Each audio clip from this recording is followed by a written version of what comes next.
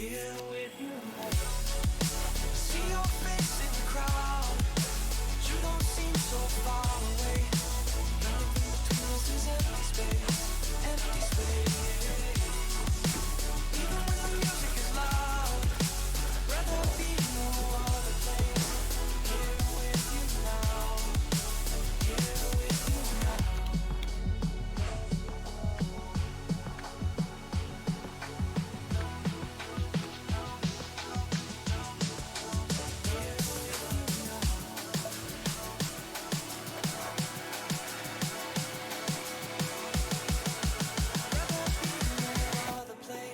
Here with you now.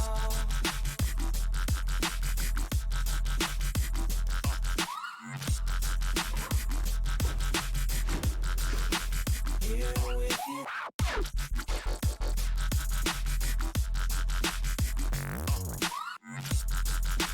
Rather be no other place than here with you now.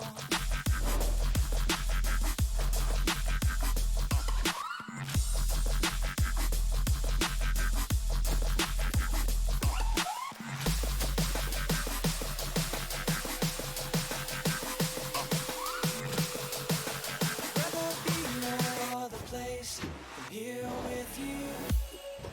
I see your face in the crowd, but you don't seem so far away.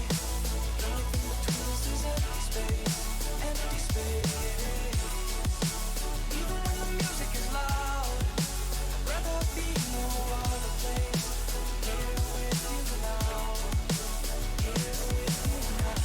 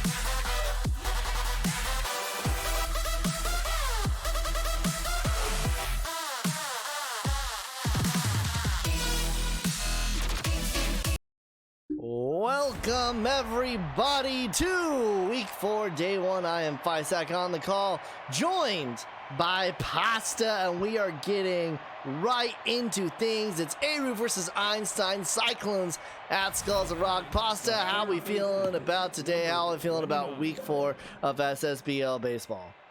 I am feeling great. Glad to be here. Should be an interesting game, especially considering the previous games between these teams. Both teams getting shut out in their last game. That one is thrown into first in time. The Skulls of Rock, this is definitely their get up time. They've got 4 games in 4 days this week. The only time they're not playing is, I believe, the first window of the Super Saturday. Of course, it is Super Saturday week, so you've got SSBL action all week long as that one is up the middle. Games Monday, Tuesday, Wednesday. A doubleheader, 8 games on Saturday. You've got minors on Sunday, jacked on Saturday. If you're a fan of the SSBL, which I believe we all are here, it is indeed a great time to be a fan, as that was a single up the middle, and Angelo is aboard, the first base runner of the game, with Doug Kelly up to bat. Yeah, jam-packed action for sure. This week especially. So I do want to thank Pasta for joining me for the first 2 games of the evening. Running will be joining for the last 2 games of the evening. As that one is looped, that one's going to get into center left, and that's going to be extra bases. Rounding third and heading home is Galileo Cat. Messes that one up. It's going to be a triple for Doug Kelly, and the Cyclones aboard early. You know what's crazy? What's crazy? The Cyclones have already beaten their hit total in their last game. Well, they're now beating the Skulls of Rock 2-0 as well. As that one is released. They got 1 hit by a strong noodle arm in their last game. Going up against a Singer team that was definitely looking for redemption. Yeah, for sure. Went the full 9. And the Cyclones' bats just couldn't get going, but clearly they came to play today. As he gets rung up there. And that'll bring up Bean Machine, 2 gone, runner on first. Let's see, so the order for tonight is Cyclone Skulls. As everyone can see me update on the side there, as that one is to Botley. Throw the first in time, but not for 2-run score. Already behind the Skulls. Due up here. What's our second game? Our second game. Mythic Sparrows. Mythic Sparrows. And then Cat's Corns. Oh, I'm still on Mythic and Sparrows. Mythic Sparrows. And then after that, Cat's Corns. Wildcats, our SSBL Game of the Night presented by Turtle Beach. Did you actually get Turtle Beach to sponsor, or is that just the headset? Yeah, we're giving away free Turtle Beach headsets no way. each week. Yeah. Oh, sweet. That's super cool. Indeed. All you have to do is be watching. You said is it Wildcats at Unicorns? It is Wildcats at Unicorns. Wildcats at Unicorns. All you have to do is be watching during Game 3. Put in here in the chat when we ask for it, and you will be entered to win. Adept was our first winner. Oh, hello. As that's a beanball to Galileo Cat. That'll bring up Wreck Dreams. Runner on first, one gone. Nori Aru is not the most accurate pitcher. It's 14 base accuracy rating. Had 13 walks and 3 Ks last year, so not a good ratio there. Been a part of this Cyclones team for a while now. I believe was drafted in season 5, if I remember correctly. Let's just As he gets rung up there, Aru gets the second out of the inning. Brings up Alicia Kim. Definitely a rehold Skulls batting order. The only one that stays the same is Botley leading off. And looks like they're going to have to get some innings to make it gel, as that one will be thrown to first in time. To the top of the second, Yoshida O'Brien, Georgia third, due up. Yeah, going back to your Aru comment, he was actually drafted 4th overall by the Cyclones in season 5. Has had one of the longer tails so far in terms of the pitchers of his caliber in that year, as that one is caught by Santa Ram. Granted, when you have Kyle Edwards as your starter, it's going to be a while before you get in there. Right. Yeah, remember Edwards was, still is really a dominant pitcher for the Cyclones.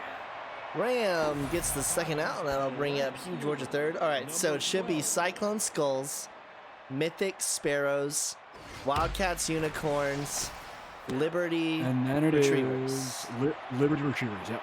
All right, as that one is caught, line drive, nice catch there out and right by Buzz Yellow. And to the bottom of the second, he will lead things off.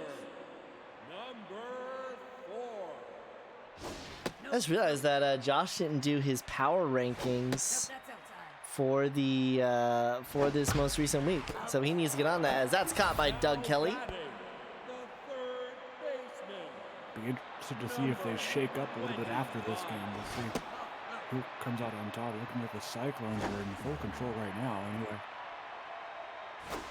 Puppet, going back to your comments, the reason why you're in the 4 slot is not because of you. It's because of the team that you're facing. As what was that? Timberwoods! It was Timberwoods! It's coming down. They were yelling Timber, but he didn't Timber! catch it. Oh no. Can we get a fielding rating on Timberwoods real quick? It's a 51. I mean, yeah, not great for a shortstop, but still, you'd think he'd catch that. This one is into center, and does at least some other members of the Cyclones organization do know how to catch a ball. Yeah, exactly. Number 21. That one gets past Bean Machine. Runner will move to second. I think they need some practice in the field. This is just sloppy play right now. And Bean Machine has 78 fielding. I mean, granted, that was a horrible pitch, but... Can someone at Josh in the Discord and ask where his power rankings are? I'll do it. But we just need one person. As he gets one up there. Mannequin, lived to his namesake, nothing doing there. We'll head to the top of the third. Jet County, Sebastian Angelo, Doug Kelly. Number 29. So we do see the specialist trait active for Einstein on County here. Yeah, it should be used frequently throughout the game. I think the Cyclones have a pretty good amount of lefties, I do recall. Puppet, no. I'm not paying attention to I the didn't, game. okay, Pasta, I didn't mean say Fysack wants the power rankings. You do. Well, okay, yeah, but it's like, oh my god. I'm just stating the truth, man. That one's grounded out for the second out, and here is Doug Kelly. There's subtlety. That one gets into the gap. And that'll be a double.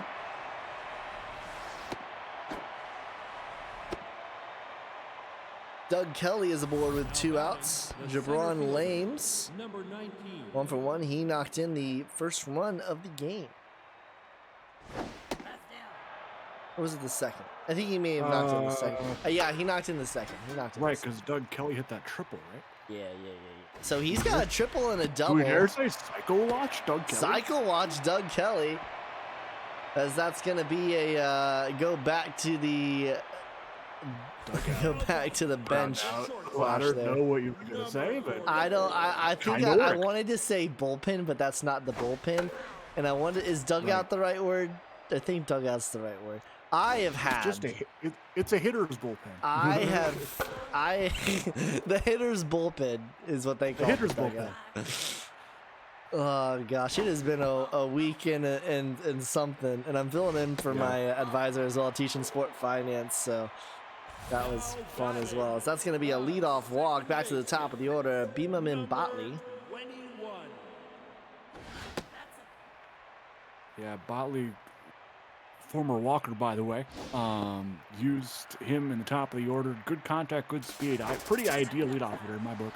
Runner takes off for a second, not in time. Henry is safe.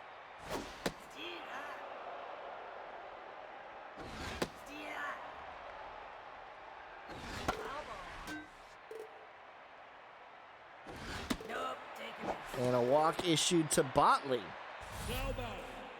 So now runners on first and second for Galileo Cat. And speaking of Galileo, he went 3 for 3 out of the 9-hole in the last game. So we'll see if he can keep this hot streak. Double steal! They don't get Carroll Henry! That was close. There's no double play anymore either. That one caught by Jet County, and they get Carroll Henry at third. Oh my gosh! The Skulls of Rock go from runners on second and third, nobody out, to 2 gone and second. And if that is not an encapsulation of the Skull season so far, I don't know what is. That one is up the middle. Runner will round third, head home. Oh, no. Jabron Lames has an arm cut off by Kelly. The Skulls will put up a run. I thought it was going to go from bad to worse. I thought he was going to get thrown out at home plate. He has got a cannon out there in center, but the gods, I don't know. I'll tell you what, I don't know who Josh ticked off in the spiritual realm, but that would have certainly been undeniably fate. That's 3 straight pickoff attempts over there at first. 4! This is gonna turn into a mojo down if he goes even one more time. Yeah. They were already up to almost 60 pitches in 2.2 innings. And that accuracy isn't helping him either. Runner does take off. The throw is not in time.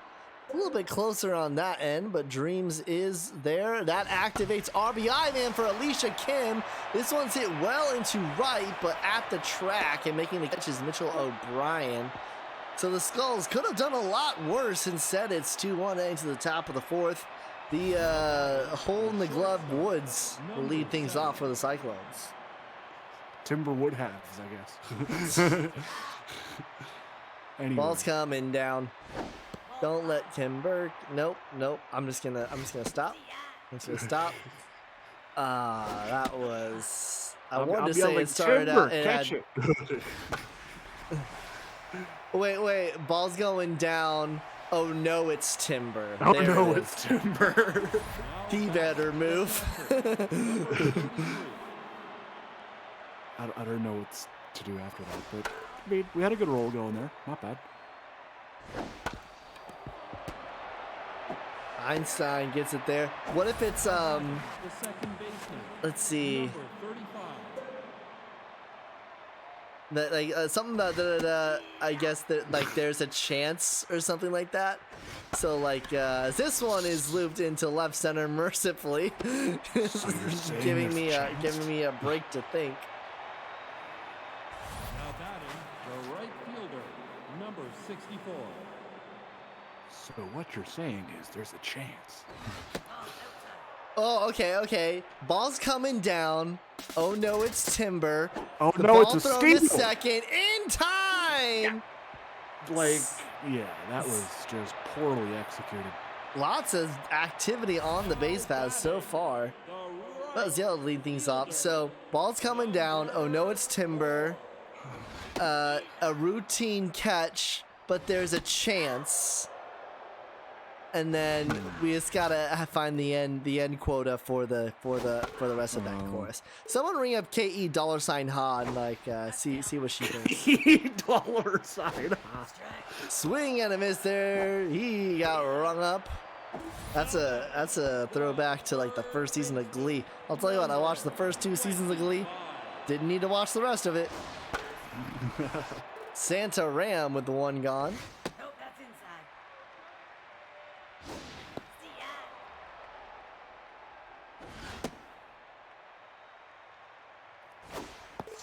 Swing and a miss. He got rung up there, and that will bring up Kip Shaw Jr. As that one is hit well into center, but will die and caught by Jabron Lames. So we will head to the top of the 5th. O'Brien, George III, Jet County. 2 up for the Cyclones. And Pasta, I'm going to leave it to you for the next minute. You got it. Okay. All right. Mitchell O'Brien takes the first pitch and fouls it away. 0-1 to O'Brien. The pitch. That's high. 2-1 to O'Brien is fouled away. Foul ball. Another foul. O'Brien staying alive here.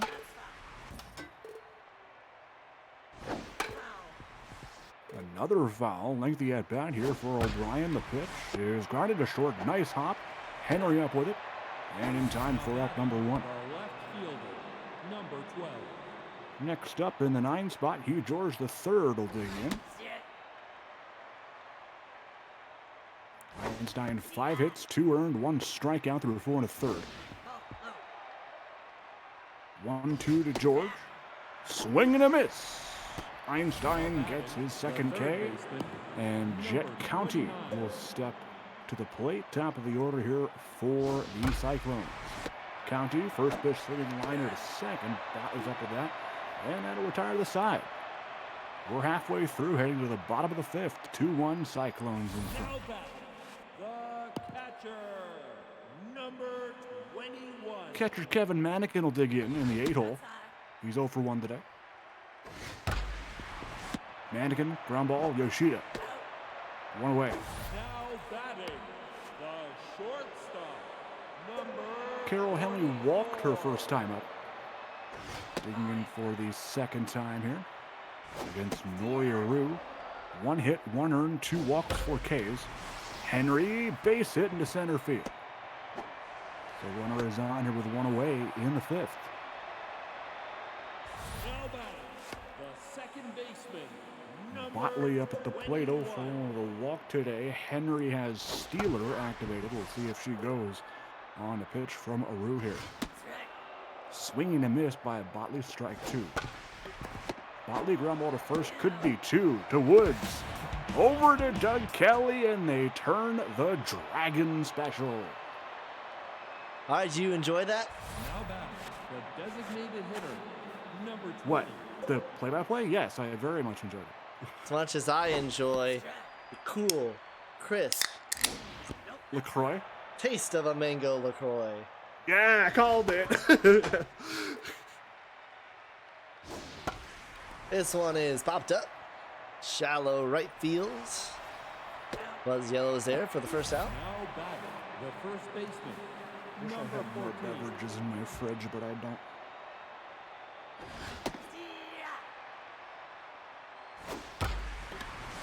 Oh my gosh, what is that? See expert. Oh, I'm sorry, you're right. As he got rung up there, Pump, you're right, Puppet.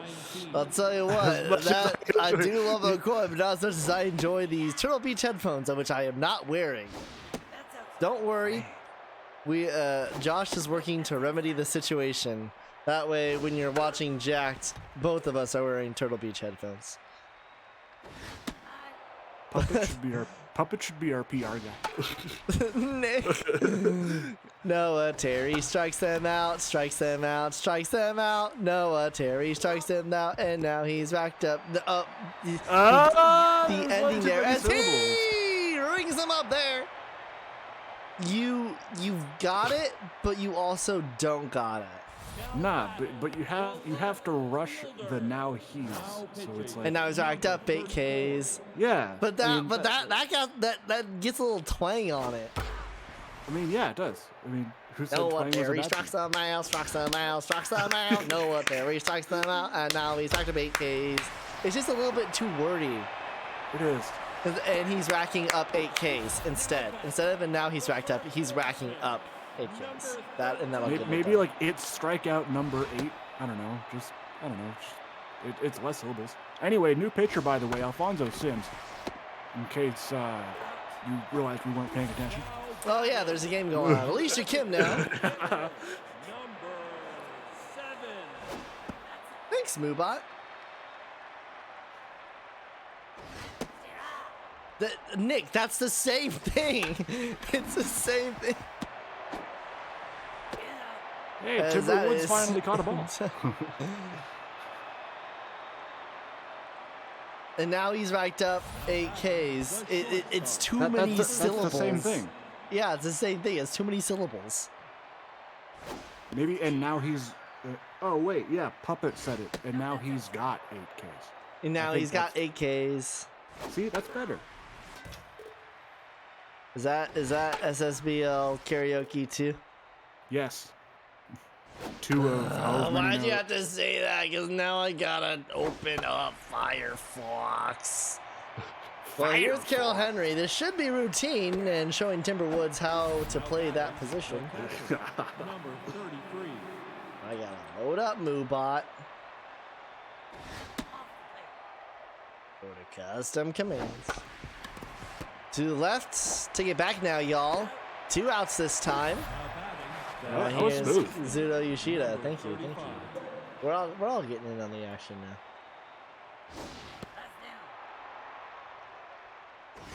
Okay, so that was SSBL Karaoke 1.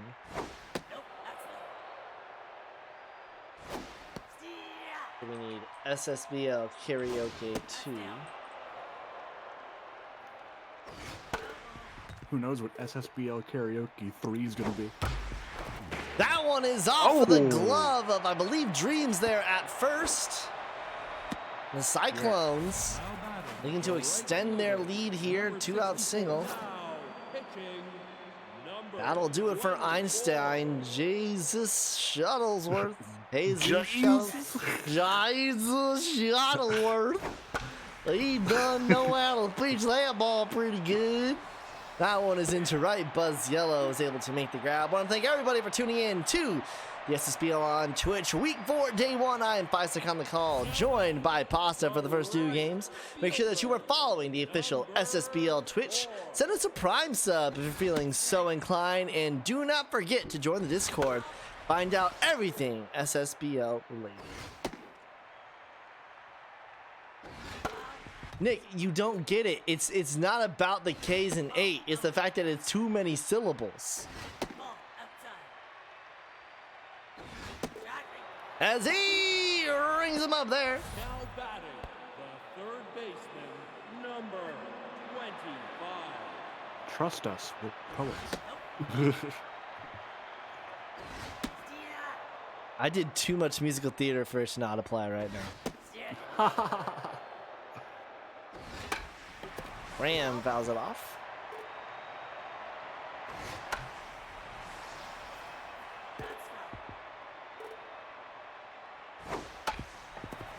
That one, Doug Kelly. We are always cautious about that pitcher Me at too. first because of the update in which they drop it often. And we are going to have Brock Yellow come in and pinch hit for Kip Shaw Jr., the father of Buzz Yellow in his last season. It's weird. A SSBL father pinch hitting for an SSBL son. That's pretty funny. That one is into center, and the father, the godfather, he is aboard with a double. Or do we dare say the Brock father? Okay. No, too cheesy. Too cheesy. I'm gonna need you to really. No, that was bad. Okay, I'll stop. Noah Terry strikes them out, and now he's racked up. I'm sorry, Nick. I'm gonna have to veto it. This one is into right at the wall, caught by Mitchell O'Brien. Oh wait, you were telling him to stop. And probably me. No, I mean, listen. Wow, Puppet. Really? You're gonna do Physack like that? Oh man? no, the yellows are in center. We got one yellow in right, we got one yellow in center. Oh, that's man, hilarious. If Zarby was still doing stats, he would have a conniption because we got two B yellows. B Brock yellows, is in yeah, exactly. right, Buzz is in center. Right. And from what I saw, Brock did not have the best fielding. Yeah, Well, it's 3. Okay. He Good. brings in the elder experience. I see. Yes. I mean, 71 and 80 for batting stats is not bad. Oh, I'm sorry, Shag. I saw the green and I thought, Nick. The first baseman, number 14. Okay. Noah Terry strikes them out. Anyway, Psycho Noah watched Terry Doug Kelly strikes play. them out. And now he's racked up. Oh my 8 gosh. Ks. Physack. What? Doug Kelly is a homer away from the cycle. Center fielder, Doug Kelly is a homer away from the cycle. Runners on first and second, 2 gone. Here is Jabron Williams. Puppet. That's really funny, Puppet. Ooh, swing! And as he gets rung up there. So the Cyclones are going to have to go around the order or allow up a run from the Skulls if Doug Kelly's going to have a chance to do a... number 44. You know what, Squared? You don't have to listen. Oh, hey, Squared's here. You have to accept me for me. Hi, Squared. Her fleece was white as snow. 6 syllables. And now he's racked up 8 Ks. That's 7 syllables. 7 That's syllables. caught by Mitchell O'Brien and Wright. I know how syllables work. Listen, I'm standing my ground. You're talking to a former musical theater actor. Ball inside. Into right, and this should die at the wall. Mitchell O'Brien, he's been a little busy here in the last part of the game. The left fielder, Brings up Galileo, Cat. If you don't accept my singing, then you don't accept me. Dribbler, that should say foul. Ball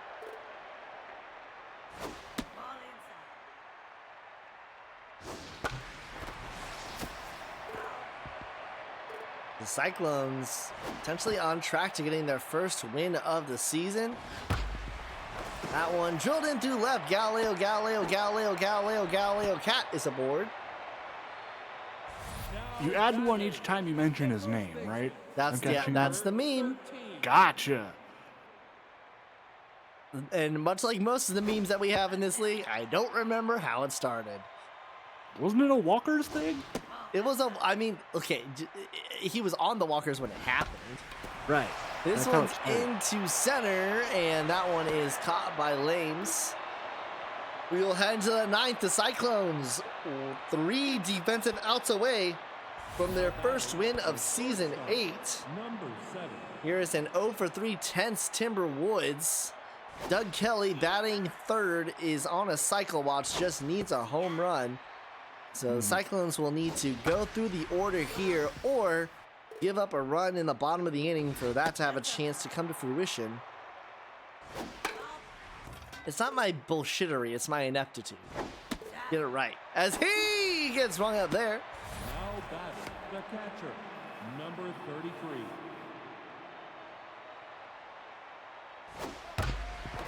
Oh, just fouled by Bean Machine. No, that's inside. 2-2 to Bean Machine. This is high, full count. This one is into left, and Galileo Cat makes the grab. Wow! That's outside. Got beat, but had the ups to cover it.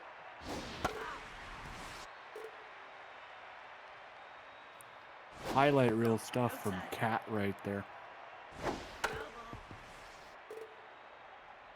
2-2 to Yoshida, Ooh. Nope, take your base. and he earns himself a walk. Now batting.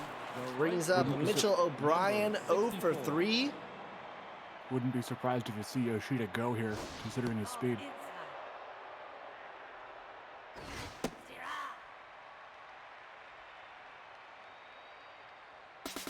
out. Runner does Told go. It was in the dirt. No chance. Won't even make the throw. That's down. 3-1. Take your base.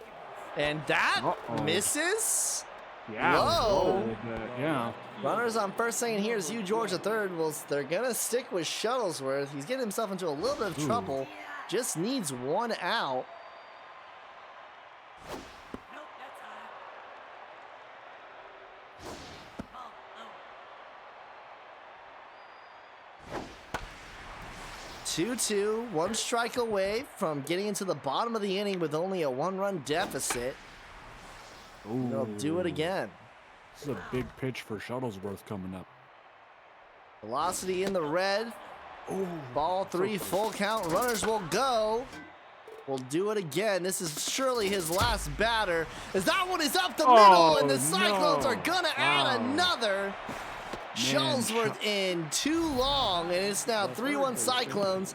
And listen, we got Jet County. Sidney Weber will come in. We got Jet County. We got Sebastian Angelo. And then we got one Doug Kelly. Doug Kelly, yeah. And Shuttlesworth was just left in one batter too long, man. And you had Weber and Isla Page out there in that bullpen who were similar in rating, but Take your base. just one batter too long. 5-pitch walk. County is aboard. Here's Angelo. So if Angelo can find a way to get aboard, Doug Kelly has a chance to hit for the cycle. Exciting.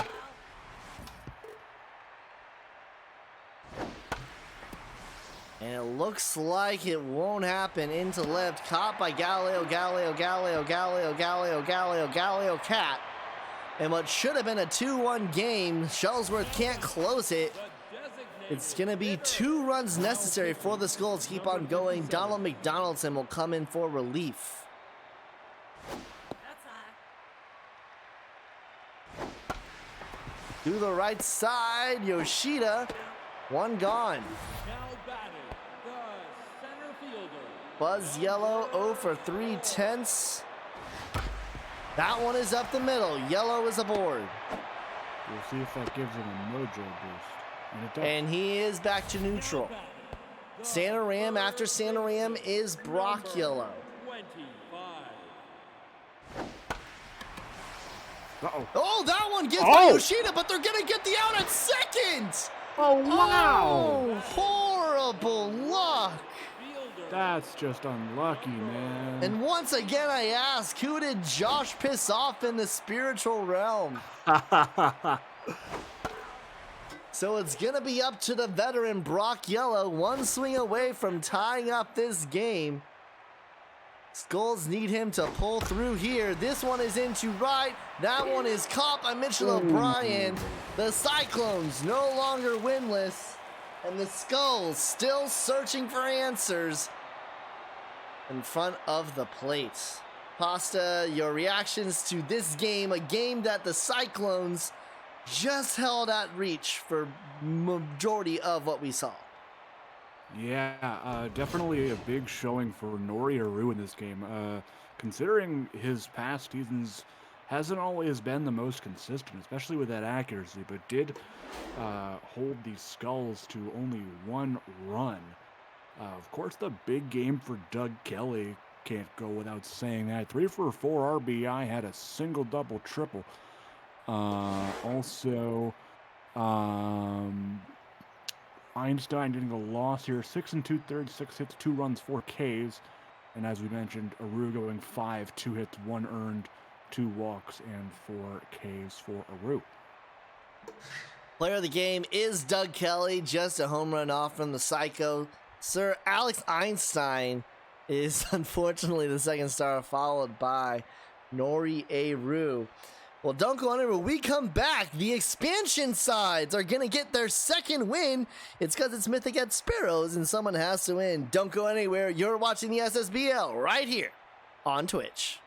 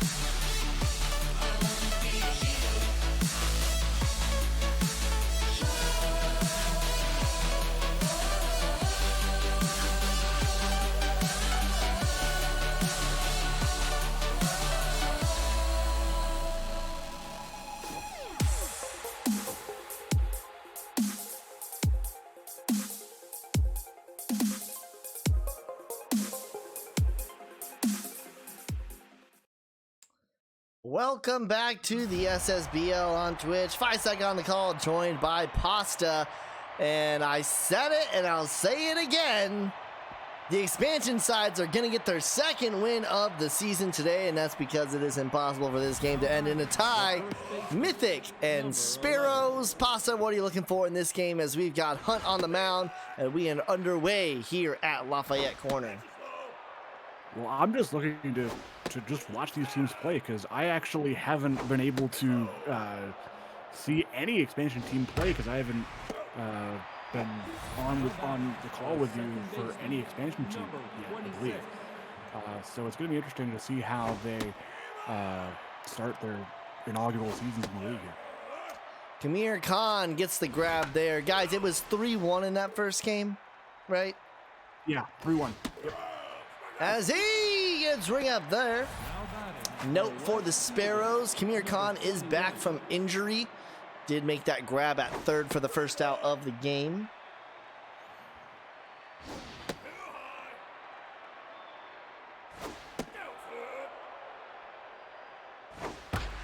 That one is up the middle, 2-out single.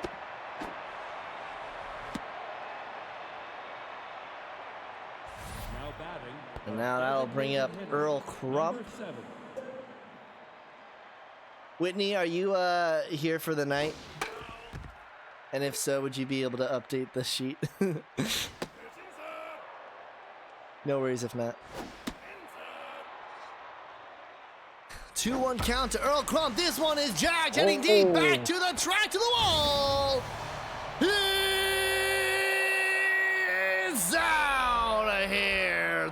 73-74. Little Crump, just like he usually does in Lafayette corner, gets the job done. 2-0 Mythic early here in game 2 of week 4, day 1. Yeah, big homer for Earl Crump, former Moonshot. If Yes, I'm former remembering. Moonshot. Okay, good.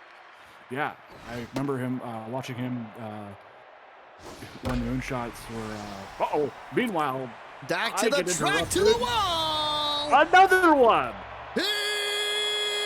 It's out of here, and I think the Mythic are making a statement. Bats are alive here early. Now batting, It's Mythic Mania. number 70. Mythic Mania. Yeah, da da da.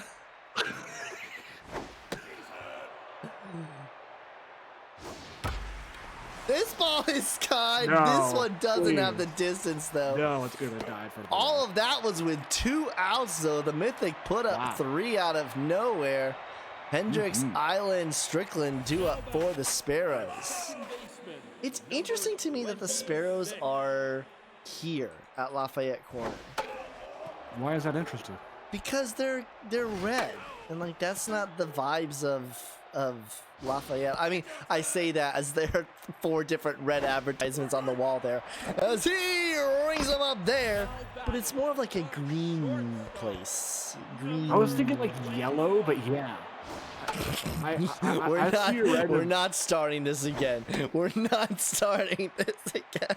When did we ever start it? I don't remember the first time. That's we in had a debates so about the Dragons play here, and I said it. Oh. famously that the Dragons were blue and green when they're Oh, blue and okay. yellow. Oh, really? Yes. They were originally blue and green? No, they were never blue and green. I thought it was green, but it wasn't green. Oh. Now we're bringing it up. Are you happy? Is everyone All happy? right. All right. Is I'm everyone going to stop happy? before Fisac gets mad. I'm going to stop before you get mad. Because it seems like you're going to get mad, and I don't want to contribute to He rings her up there. Well, to the top of the second.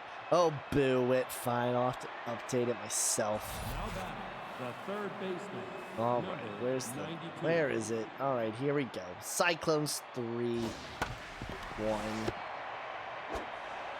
Hold that. That one's in time the first.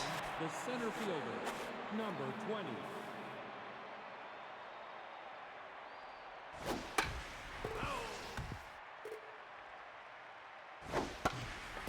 Popped up, left side. Caught by Seltzer. Now batting, the right fielder, number 58. Man, Skulls 1-4. Minus 12 run differential. Ouch. That one off of the glove of Hunt. Not in time at first. The first baseman, number 11. It doesn't get Oh, by the- easier for the Skulls either. They got ball players, high rollers, Ouch. and then they do get a little bit of a reprieve as they play the Walkers. Mm-hmm. But you never know, dude. Didn't the Walkers start like 3-0? They Oh, started crazy. 2-0, 2-0, and they are okay. very much 2-2. Oh, okay. That one off the glove Uh-oh. at second, Uh-oh. trying to check on the runner, and now the Mythic 90 feet away from making it 4. That is trouble. I wouldn't say that, Marge. They can still go 12-4. Into center, and in the end, that runner does not mean anything. Cameron Kahn makes her first appearance since injury. Jiri Magana and California due up for the Sparrows. Number 10. I think, listen, the season is young. Anything can happen. Teams get hot, teams get cold. I'm just saying, March. I'm not saying that the Skulls are amazing. First baseman, I'm just saying this is the SSBL, and this is the same league where the Walkers started out 2-0. By the way, nice start to the return for Khan. Leadoff single. Shaking off that injury well. Yes, indeed. Dribbler, Rosas to second in time to first. Not in time. Oh, that was close. That was close. Jinx, you'll be a Sprite. Anyway. No, I don't. I'm kidding. I'm not giving anybody sprites. Not in this economy. I don't have the money. Having team troubles? Are you a team struggling to make postseason? If not, talk to your doctor to see if the Heroic Conference is right for you. She gets rung up there. The center fielder, number 27. Yo, actually, low key, I'm about to make that a command. In that's a really good one. Into right. Lindlar at the Sonian? track. Caught by Miles. Lindlar Sonian almost went yard. Are you kidding me? Dude literally has 17 power. The second baseman, And yet, number he nearly escaped it. Romeo Julian to lead things off for the Mimic in the top of the third. We got a to the moon from March. now batting, the left It was, I mean, listen, that wasn't a real to the moon. That was more of a calling a jacked. To the moon is when it's obviously not. That one was pretty close. Khan throw to first in time. now batting, the And designated for reference, hitter, to the moon said number center 7. field. I don't know if that really matters, but Do you know what To the Moon is from? I should. To the Moon and the SSCL Karaoke one were born on the same night. It was a duo cast with myself and Josh. As Khan looks to wrap up the third out here. We're at the bottom of the third, still 3-0 Mythic.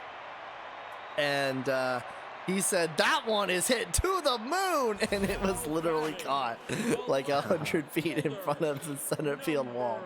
And so that's where that one was born. Funny. And then SSBL Karaoke won. I mean, I don't know.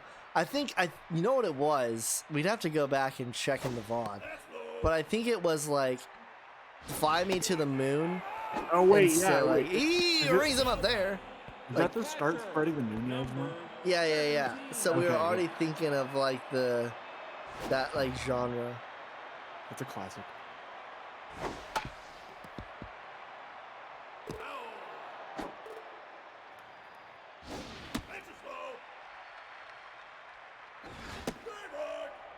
Two count to Dixon as Sims is locked in. Right to Rosas, throw to first in time. Second out recorded. The second baseman, All right, so what should this be called? SSBO karaoke 2. No, as this one is hit into the gap. And it will turn to a second. No arm there in center. now batting, I'll bring up Spots Island. number 21. The Sinatra classics. Yeah, exactly. That one's into the gap, but that is not deep enough for the runner to go. Now batting, Sparrow's bat's coming alive here. fielder, Runs on the corners. 35. One swing away from a tie game. Sims no longer locked in.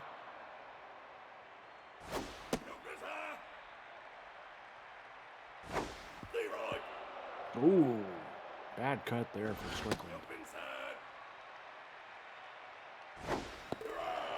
And she yes. gets rung up there, but the Sparrows' bats start to come to life. Led to the top of the fourth, Rosas, Buckshank, Levi due up for the Mythic. Shortstop, number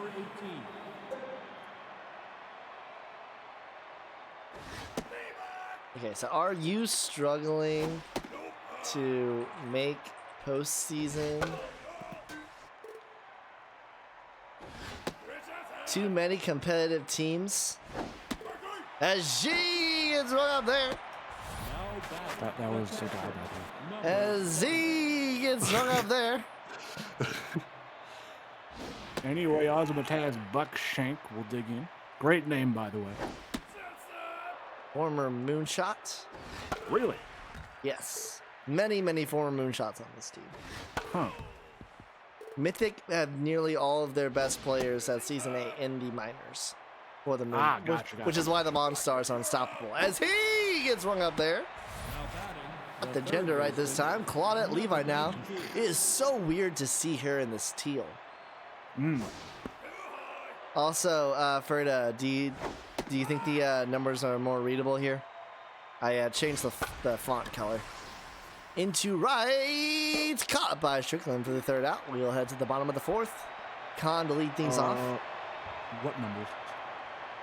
Are you struggling to make postseason? Too many competitive teams? Talk to your dog.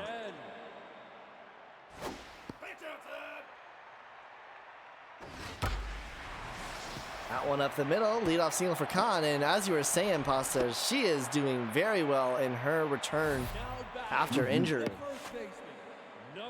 2 for 2 with 2 singles.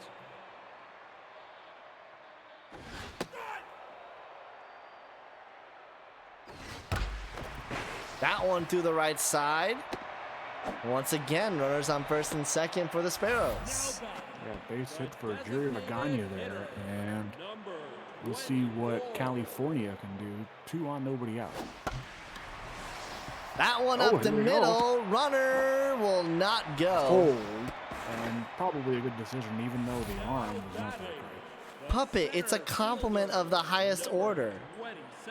And here's Mr. To the Moon, Himself. Larsonius. This time he'll get it over the right field wall. Are we calling a grand slam for this guy?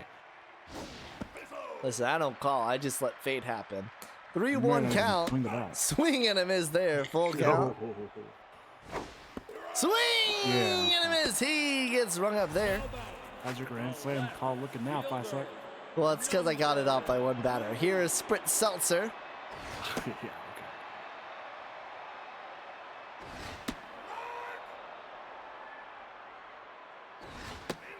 Sparrows need to get something here. Best opportunity of the day for them. Double play to end the inning, though. Full count.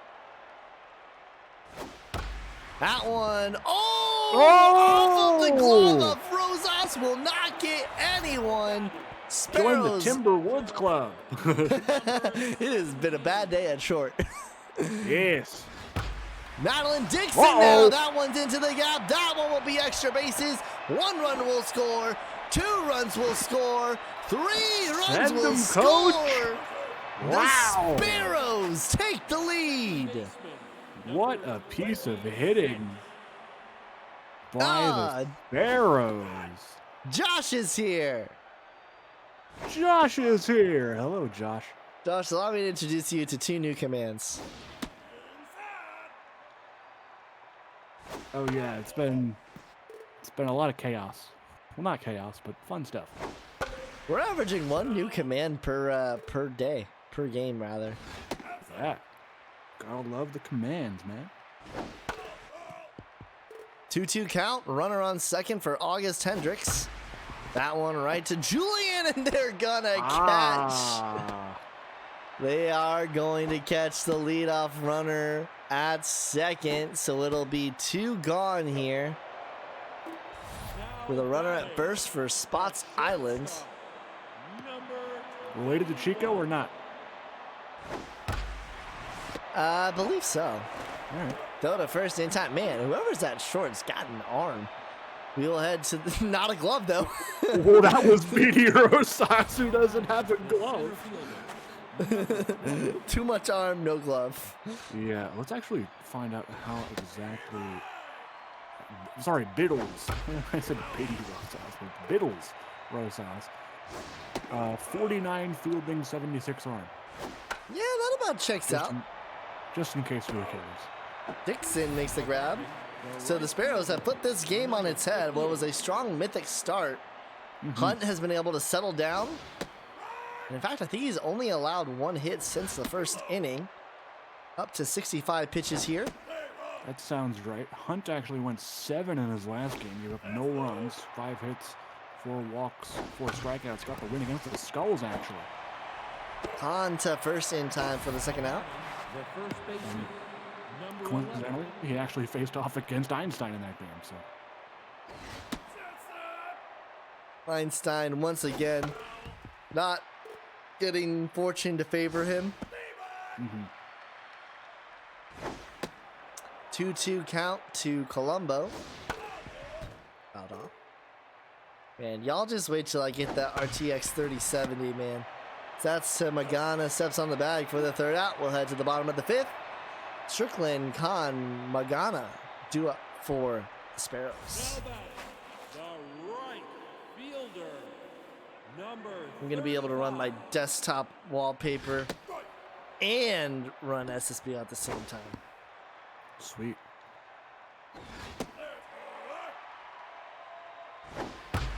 That one is through, and the bats have come alive here, Pasta, for the Sparrows. Yeah, we'll see if they can keep it going, especially after that 3-run double last now inning. batting. The Aw, Puppet, thank you. That's so nice of you. Ha ha. That one. Also, when did the Dragons become the bane of your existence? They're below 500. As she gets hung up there, Khan, probably first blemish of the day. That brings Sims back to neutral, by the way, in case anyone was wondering. 80 pitches for him. See if he'll make it through the inning. Stamina is getting down there for Sims. It's still actually, I mean, that's probably about like, what, 40%? Runner takes off for second. Not in time, not enough arm. Yeah, probably around 40%. You're right. Swing and a miss. He gets rung up there. Now batting, He's up California. hitter, number 24. Can we get a LO record update? Who has the best Who record has the currently? best record currently? Are the Bombers back at 500? I think they are at 2-2. I'll check according to the schedule here. Give me a sec. Colombo makes the grab there. I mean, technically, I think by all accounts, the Walkers and the Bombers are both at 2-2. They are. Serps at 3-1, Players at 4-1, Corns at 4-1. Oh yeah, Cats at Stingers. 3-1. Stingers are at 2-1, so that's the league office. They were. Squared was asking who has the best record for league office. Oh, for league office. Oh, my bad. Yeah, Stingers 2-1. The Knights are 1-2, right? They're being run by league office. I'm pretty sure. Okay, Squared. Okay, Squared. I'm gonna jar you for that, Squared. Screw you, Squared. I'm gonna jar you for that.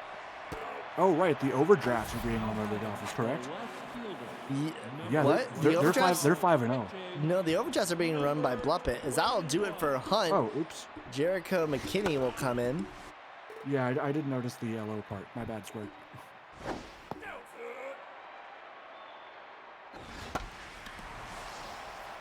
Into right center.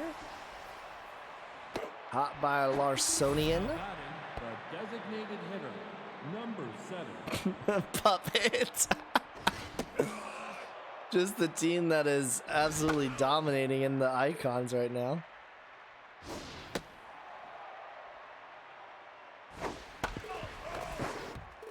Two. Crump already had a 2-run shot in the first inning, and he gets a board here. Now batting, the shortstop, Brings up Biddles number Rosas. 15. Runner takes off for a second. The throw is not in time. Close call, but Crump now 180 away.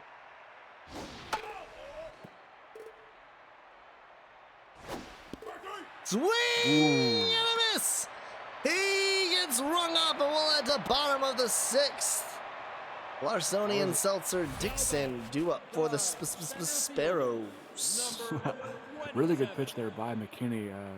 I noticed that the batter had high pitch, so he wanted to keep that low to avoid the trait being activated. Man, Sims is still like I know it's getting down there, but it's actually not as low as I would expect for 93 pitches. A swing and a miss. He gets rung up. Means it's Sprit Seltzer. I know that the game, if you're not in a lot of high pressure situations, your stamina obviously doesn't get reduced as much. Right, and I'm surprised that's only one pressure bar thus far. That one right to Julian for the second out. We'll see if he stays in here. Number 17. He will. So He does. he'll look to see out the sixth. Not course, even in only line for has- a quality start. Only has 2 charged earned runs as Oh no, okay, yeah. because of the error. And That's this will right, definitely be there's his an error. last. It'll be his last batter, and Sims will most likely be done for the day. We'll head to the top of the 7th. Buckshank to lead things off for the Mythic. Now batting, the So he does get a catcher, quality start. Number 70.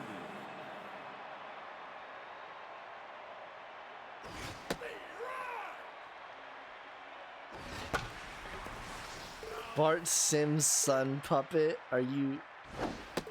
I'm not going to acknowledge you for the rest of this game. As he rings him up Third there. baseman, Number 92. Brings up Claudette Levi.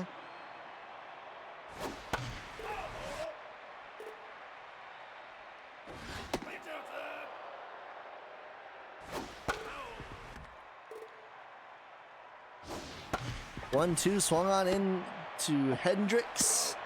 In time to second. The center fielder. Here is Max Swingins. Again, this Mythic squad, a lot of the majors is just veterans of the SSBL. Popped up. And caught by Dixon. So we head to the 7th inning stretch. Want to thank everybody for tuning in. Okay, Ferda, you're done. Thank you everybody for tuning in to the SSBL on Twitch. I am Fisac, joined by Pasta on the call. Make sure that you are following the official SSBL Twitch here. Send us a Prime sub if you're feeling so inclined, and make sure to join the Discord for everything SSBL related. Reminder to stick around after this. We've got the SSBL Game of the Night presented by Turtle Beach. Wildcats at Unicorns in a battle of epic galaxy supremacy. That one's coming up after this game. And what's it presented by? Turtle Beach. Yeah. The runner takes off for second, called hit and run. And he gets swung up there. Now batting, The former Knight Dealin number 35. brings up Adelina Strickland. Man, what is Mickey Dillon's jump? That is very low rating. Too many years of steroids. Runner takes off for second, not in time. It's 5 for anyone wondering. Swing and a miss. She gets rung up there. Running, we have the SSBL Game of the Night presented by Turtle Beach, where each game that you turn in. Oh my! Let me try this again. Tune in. Game of the Night is the 3rd game of the night for each stream. And that includes Super Saturdays as well, so there's 2 opportunities there. If you put into the chat here during that game 3 when prompted, you can win a Turtle Beach headset. So it is an official sponsor. That one right to Rosas, throw to first in time, so we will head into the 8th. Mythic still down by 1. Miles then top of the order, due up for the Mythic. Fisac, I don't know if you caught that, but did you see they walked Cameron Khan intentionally Yes. last inning? Yes, Why? to put the, I guess to get to the next batter, as that one is deep to the track to the ball. He's out of here, and the Mythic have squared it at 4. Now It's a batting, homer the first parade. baseman, number 11. For the Mythic, at least. I think that's their 3rd one of the day, right? Because they had back-to-back, remember, earlier. Turtle trademark, Beach trademark, headsets trademark.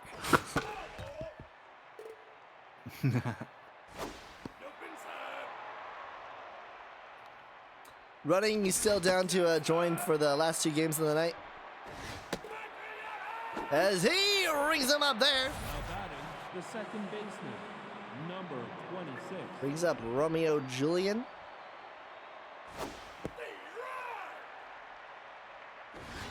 Dope.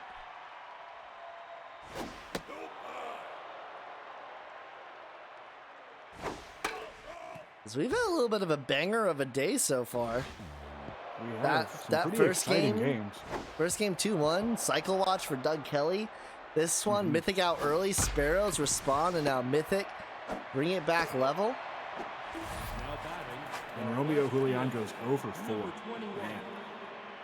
Have a great day at the plate for him. Here's Darius Green III. Oh, no! No children present, but the out's still recorded. We're into the bottom of the 8th, all squared at 4, and just a moment of silence, everyone. Oh man, that was. Oh, Oh. I felt that in my soul. That one, man.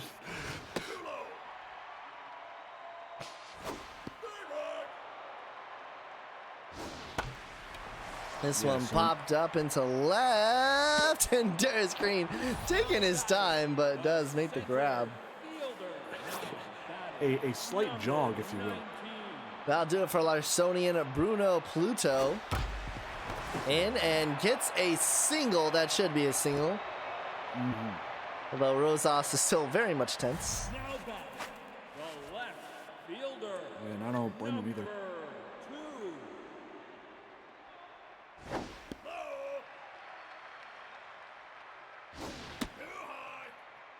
Tie game at 4.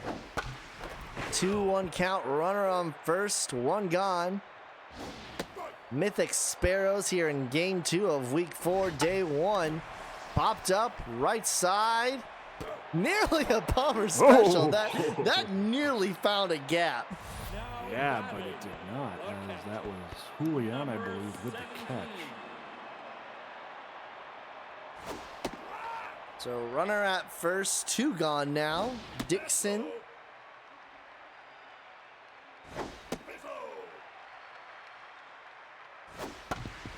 That one, nice snag by Colombo, and we will head into the 9th, all squared up at 4.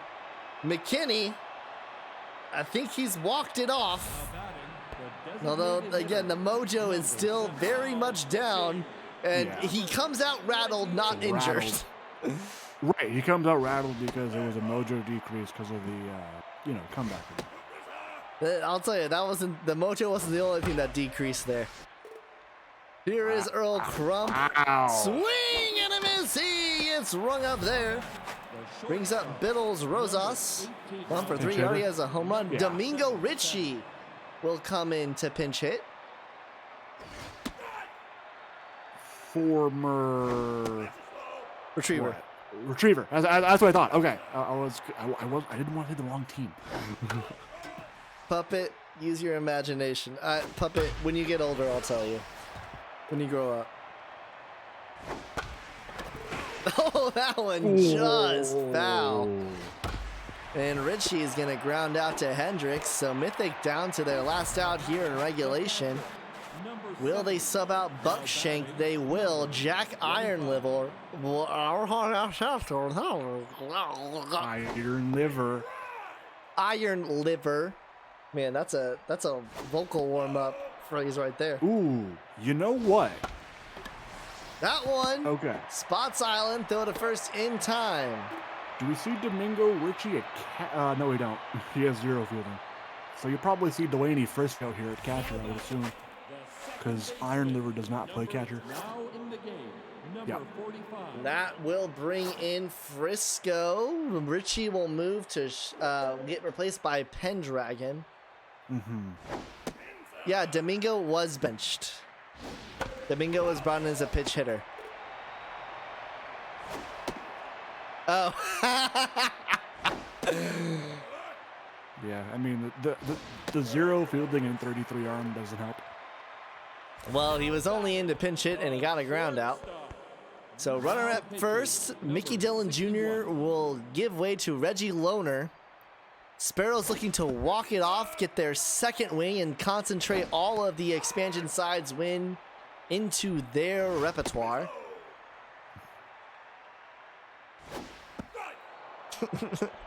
Turtle, trademark. Beach, trademark. Headsets, trademark. Full count, runner on first. This one hit into center. No. Caught by Swains in the end. nearly had enough drifting to the left to get into the gap. Now back. The right fielder. Here is Adelina Strickland 35. against Sparrows. Whoa.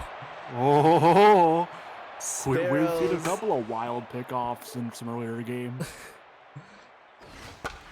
Sparrows very much one Ooh. swing away from earning their second win. And it just got a little easier now. Runners on first and second, one gone. And here is, who else? Cameron Kahn returning from injury.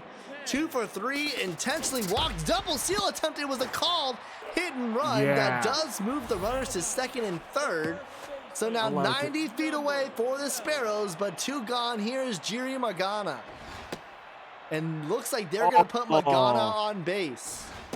They're doing this again. They're intentionally walking with 2 outs. Who's behind them? Well, I'm let's guessing it's a worse see. hitter.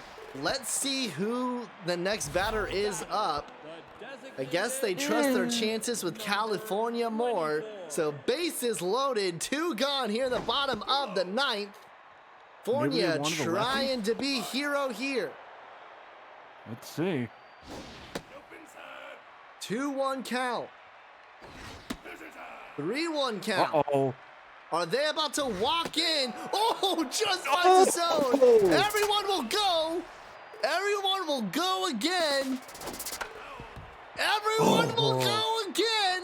Bases There loaded, they 2 go. outs. Everyone will go again. Swing.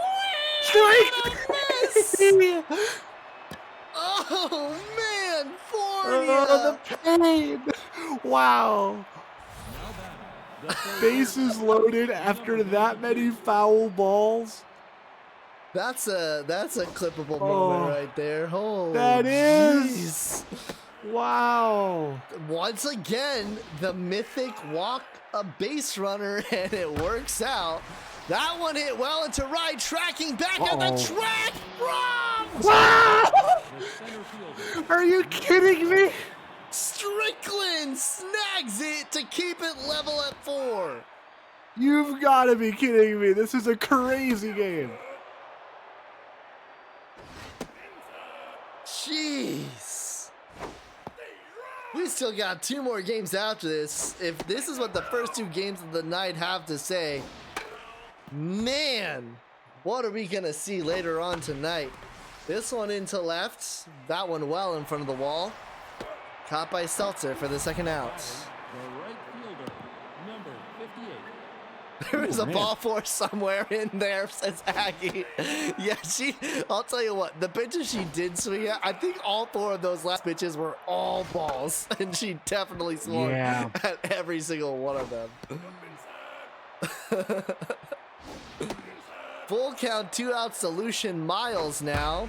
That ball is hit Oh well. my Tracking gosh. back at the track of the wall. No way! It's out of here. The contact of a fruit fly, but it still goes over. Mythic lead this one 5-4. The first baseman. Wow. 11. Yeah, Firefly equals 11 in this case. My goodness, 55 power, 11 contact. But yeah, Lucy and Miles, my goodness, out of nowhere, the 9-hole too. Hendricks makes the grab, and what can we see here in the bottom of the 10th now? Now back. The Sparrows have left numerous runners on base. Including some that have been intentionally walked. I'll tell you what, if it wasn't Wildcats Unicorns, this definitely should have been the SSBL game of the night presented by Turtle Beach coming up after this, so make sure you stay tuned for it, as the Sparrows are down to 2 outs to get 1 run. Now batting. Ooh, The man. left fielder. Number 2. Spritz Seltzer. 0 for 4, make it 1 for 5. And now representing the go-ahead run, and Madeline Dixon with 1 swing could cause a Dragon special. With 1 swing could tie the game. With 1 swing could walk Could end it the off. That one through the left side, and with 1 swing, she's made it just that much easier. Now the tying run, 180 away. Here is August Hendricks. Number 26. Runners on steal first again. and second, one gone. The catcher's arm is not great. They already have called a hit and run previously. This one popped up. No, that is not good. Two gone. Pendragon is there. And it just makes it that much harder for the Sparrows now. It comes down to Spots Island. Loner at 35 pitches. Runners on first and second. Two gone. Dribbler. Pendragon to first in There it time. is. And the Mythic get their first win to the detriment of CX Verda. To poor old Shag, who was trying to go 0-16. There are now two expansion teams with wins. And it's some expansion on expansion violence to get it to happen. Pasta, your thoughts on this game as well as the first two games of the night as we will say goodbye to you after this. Wow. Yeah. Really exciting stuff. I'm glad Oh I my- get to see these. Out hit 12-6 and they still lost by Oh, one. wow. I didn't even notice that. Well, it's because of all the walks, right? No, I like guess how many 12 wa- hits to Right. 6 hits. Right. I mean, that's like double. But yeah, stuff happens like that, man. Sometimes you get a lot of hits, but runners on base was the big thing we saw, right? With the Sparrows, they just couldn't get any runners to score, really. I mean, the big one for the Sparrows was that Dixon 3-run double, and that was really it. I mean, that was the only time where they really capitalized on scoring the runners. 12 in- hits all from on walks is what scoring Marge said. It was death by committee for the Mythic as every single player subbed in. Loner will get the win. Holly with the loss. Player of the game is Lucian Miles, followed by Earl Crump and Bart Sims. Woo! Well, I didn't know Miles went deep twice in that game. I didn't even notice that. Well, it happened so early because it was in the Right? first. Oh, that's right. Yeah. Yeah. Wow. That's crazy, man. So, what was it? 16 base runners for the Sparrows between the 12 hits and the 4 walks and only 4 runs to show from it. As that is gonna be it for Pasta. I want to thank you for joining today. Always a pleasure to have you on, and definitely not the last we will hear from you this season.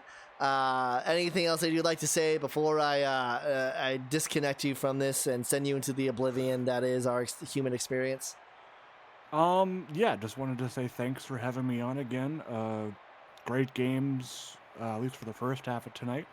And congratulations to the Cyclones and the Mythic on their wins, and hope to catch you guys in a stream later on. All right. Well, thank you so much, Pasta. I'm going to hang up on you in 3, 2, 1.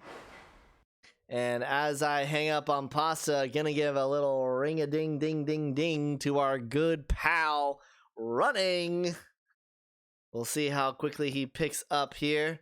And Hello. there he is, Running. Man, crazy first 2 games here on week 4, day 1, especially that last one. Oh, I mean, both games so far have had game of the night energy. I hope it keeps up. I'm going to have to turn you down just a little bit here, as that is going to do it for the first 2 games. I need to load up the Turtle Beach ads, so it'll take a little bit of a break here. But when we come back, we've got our nightcap starting off with the SSBL game of the night. It is the Wildcats and the Unicorns. Don't go anywhere. You're watching the SSBL right here on Twitch. It's the SSBL game of the day presented by Turtle Beach, by the way. All right, cool. Oh, nice. All right. I'll see you guys soon. Oh. Okay. Super.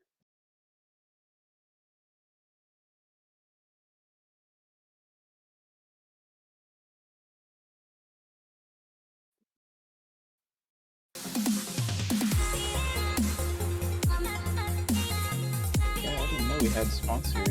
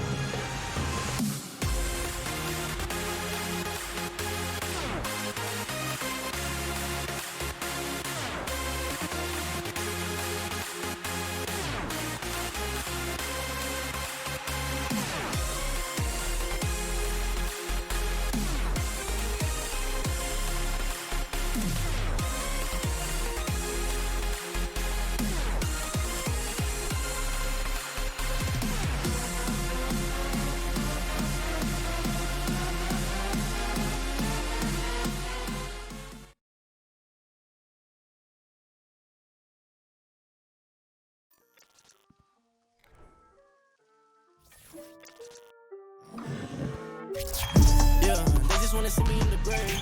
Come out the law in the rave. Oh no, I can't wait. To the play. Go for this, 'cause you know I can't play. We gon' win it no matter what the shirt. Got the stick, we gon' bring it out the shirt. I was down below the commas. I put dollars on my head like I don't wanna. Yeah, I'm proud of what I did. I'm on.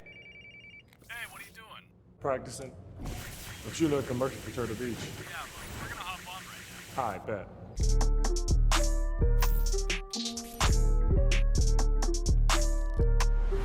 Got the stick, we gon' bring it out the shirt.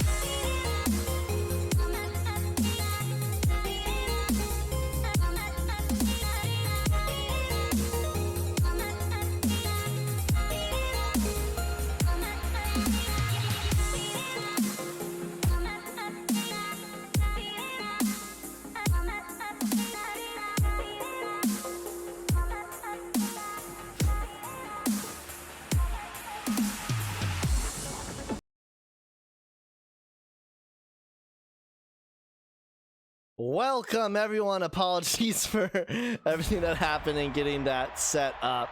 But I do think that we have everything necessary, and I hope the ads are at the correct volume as well. I know they're a little loud, but we are in for our SSBL game of the night presented by Turtle Beach. So put into the chat here in all caps HERE, and you can be entered in to win a Turtle Beach headset. We've got Wildcats and Unicorns and running. We're in for a great one here. Oh, so far both games have been great. Let's see if the third one keeps up.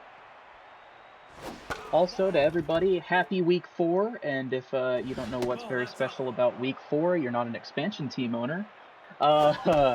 Expansion teams are now able to trade with their expansion draft players. The embargo has lifted yesterday, so expansion players are now available to trade.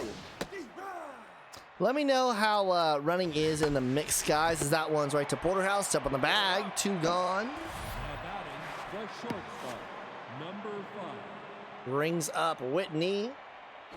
That's up. No, that's low. No, Square, don't put in I'm allowed. Just put it here. So that is a note for all streamers. So myself, Square, Dean. Once I get you the new files, just to be cognizant of the Turtle Beach ads, because they are a tiny bit loud. But that's just the power of Turtle trademark Beach trademark headsets trademark. Ball outside. Runner on first, 2 gone. 2-2 count. That one hit well. Tracking back at the track and off of the wall. Runner will come home, and the Wildcats looking to get revenge. Strike first, it's 1-0. Number 12. That one in any other park running is gone. Oh, big time. And the thing is the Wildcats have been hot lately. And the Unicorns have been not lately. The Unicorns lineup has been having struggles the last few games producing runs, and the Wildcats have had the opposite problem. They've been scoring too many runs. Ball that's low. Joshua Durr. Full count, 2 outs.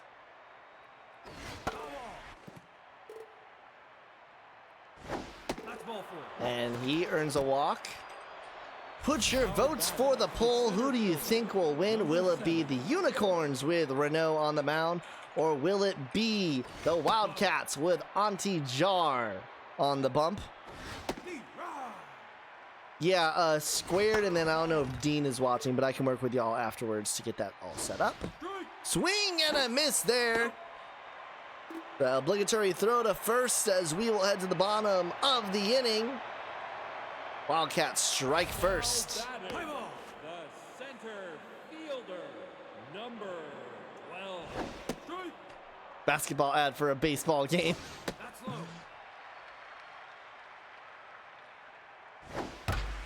This one hitting to left. Caught by Longshanks. Longshanks has plenty of speed, which is definitely going to be necessary here at Shaka. Oh, big time. Shaka's huge. Power hitters are saying anywhere but Shaka.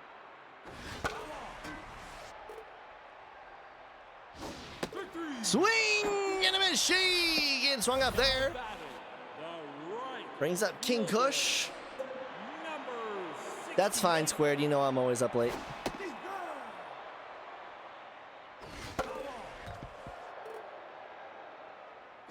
That's inside. 1-2 count to Kush.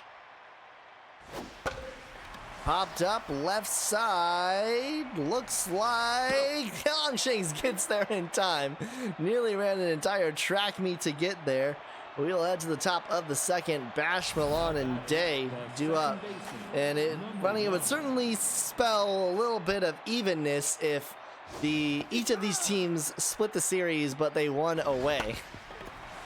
Yeah, that's kind of the interesting thing about this, and it wasn't the last game they played wasn't. It's not like it was a bad game, 4-1. It's a 3-run difference. So I mean, both these teams are You know, it's weird to say after the Unicorns were so great last season, but you know, these teams are even.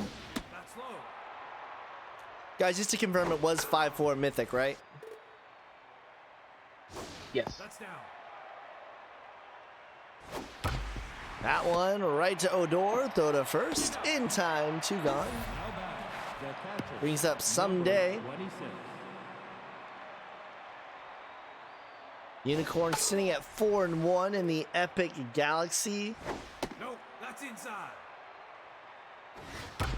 Currently have the tiebreaker over the ball players for the #1 seed That's outside. and run Yeah, differential. And with a win here, the Wildcats could actually take the lead in that division. They'd be up by half a game. Three, you're out. Swing and a miss. She gets rung up there, led to the bottom of the second. In fact, whoever wins this game will be the, as of right now, leader in the Epic. Since the Wildcats moved to 4-1, they would definitely have the run differential. Yeah, they've been producing.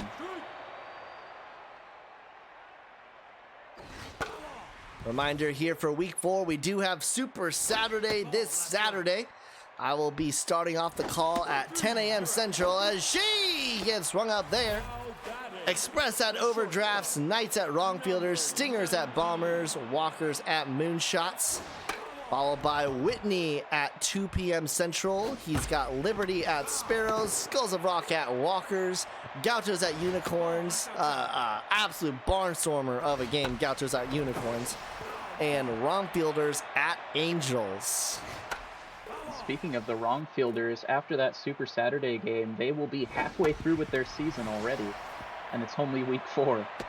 Incredible. They will They do have played have 8 games in 4 weeks, yeah. Now back, the designated hitter. And there's already a bunch of teams. The Skulls, the Overdrafts will also be at 7 games. The Express will be at 7 games played. So a lot of teams will be either at half or very close after this week. Here is old Iron Balls. Runner at first, one gone, popped up. That should be handled by Whitney. Of course, we've seen some trauma at short today. Now batting, the Shortstops have not been having a great day today. number 12. This has not been their jam. Although for the Mythic, it ended up working out. That's low.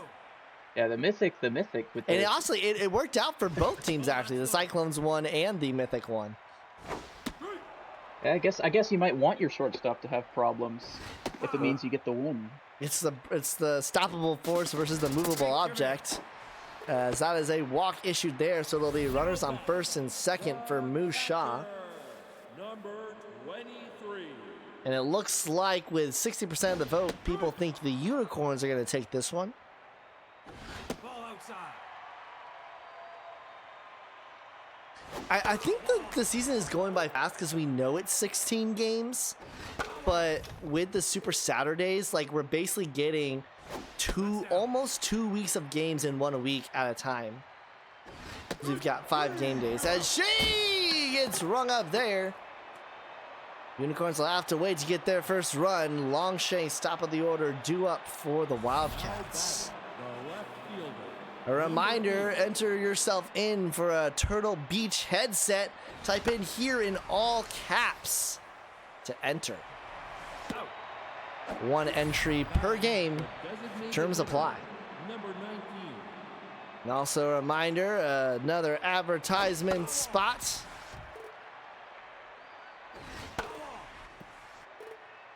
Are you struggling to make postseason? Too many competitive teams? Talk to your doctor about transferring to the Heroic Conference today.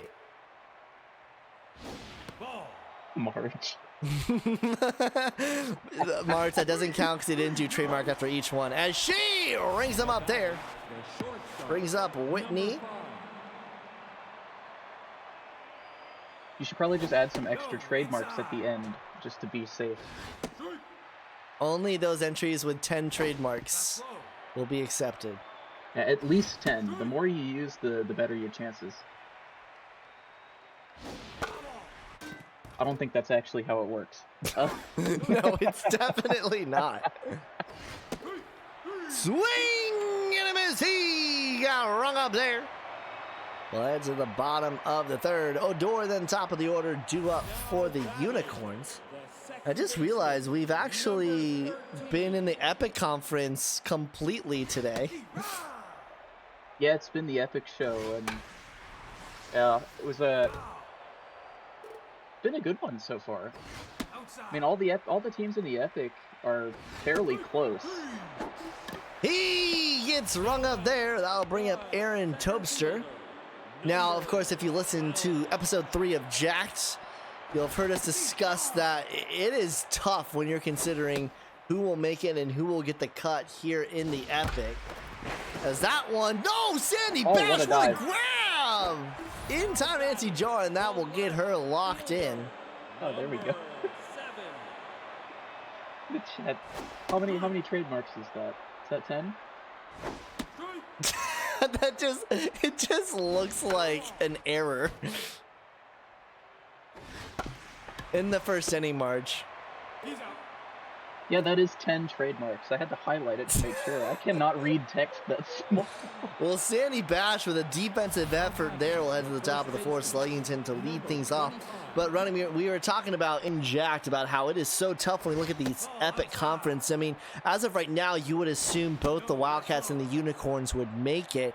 Crazily enough, if this season were to hold out the way it is currently, and if we are expecting the ball players to drop some games later on, and the top 2 records would be Unicorns and Wildcats, as that one's right to Odor for the first out.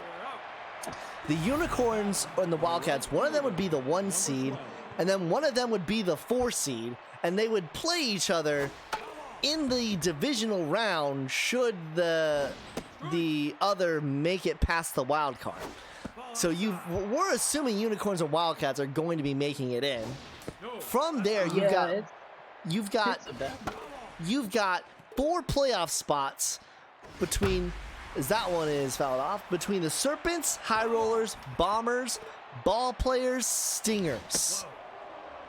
4 spots for those 5, and that's not even including, as he gets hung up there, the Cyclones, and then the Skulls of Rock, who could very well pull off games. The Novas is going to be an absolute bloodbath.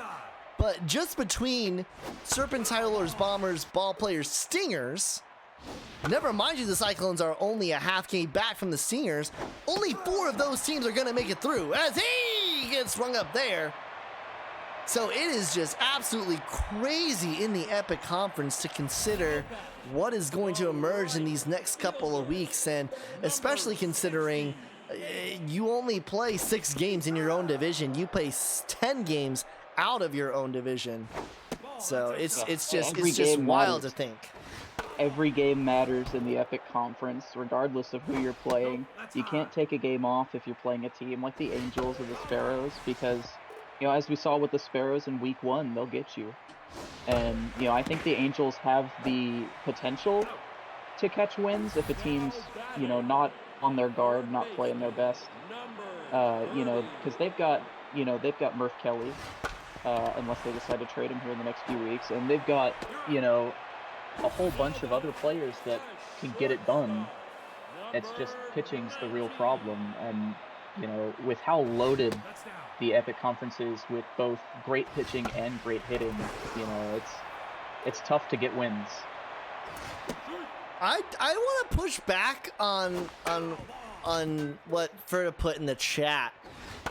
As, I mean, the difference between, as he gets rung up there, Tygo sits down, well, that's at the top of the 5th. We do need to redo the rule book, because as of right now, there are only 8 teams vying for weights for the lottery. But assuming it would continue, I would assume that we would, because it's increments of 4, so I would assume the total weight would be whatever 4 times. Let's see, that'd be 3640. So it'd be out of 304. The throw to first is in time. Out of a total weight of 304, the worst team in the SSBL would only have a 48 out of 304 chance to get the #1 pick. So, in fact, expansion has made tanking even worse of an option in terms of there really isn't that much difference between 24th and 20th as she gets rung up there. Well, to the bottom of the 5th. Pitcher's duel very much emerging here. But if 24th gets 48, 23rd gets 44, 22nd gets 40, and 21st gets 36. You know, the difference between 48 and 44, it really isn't that much, as that one is up the middle, leadoff single, as well as it very rarely does the number one lotto seeding legitimately actually earn that first overall pick. Oh, when you look at it, I did the math here real quick. You know, looking at the team, the last place team in the SSBL getting only 48 you know, points or whatever they're called in their lottery, it's, you know, they're only getting a 16% chance. He gets rung up the there. number one pick. Sorry, you can go ahead and continue. I had to get that one in. Yeah, my bad. So that, you know, that last place team only gets a 16% chance at that first overall pick. And, you know, you look at other teams like that, to say 16 and, you know, they say 48 and 44, the difference is 1%.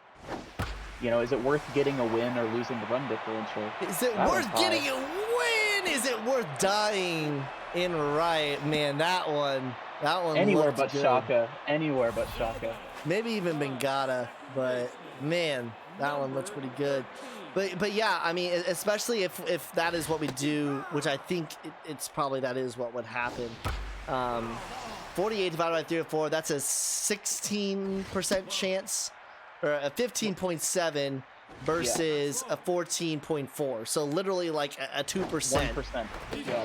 Almost snag by AC Milan. We'll head to the top of the 6th. So far, it's just that one run in the first that's the deciding factor here. As we'll start to consider bullpens pretty soon here. Renault is still locked in, but gives up a hit there on her 86th pitch.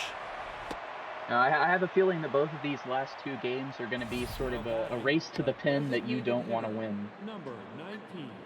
You know, you don't want to be the first. You don't want to be the first team in the bullpen here, because that might kill the game for you.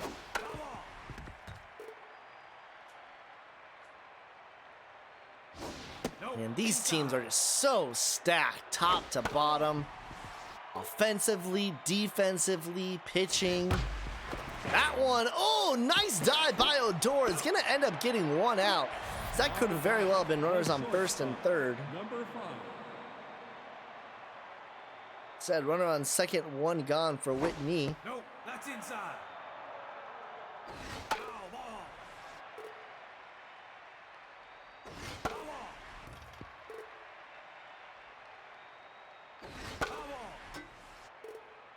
Staying alive. And he gets rung up there. Strike that catches the zone. Number 25. Now bring it back inside corner. It was low. That was for certain.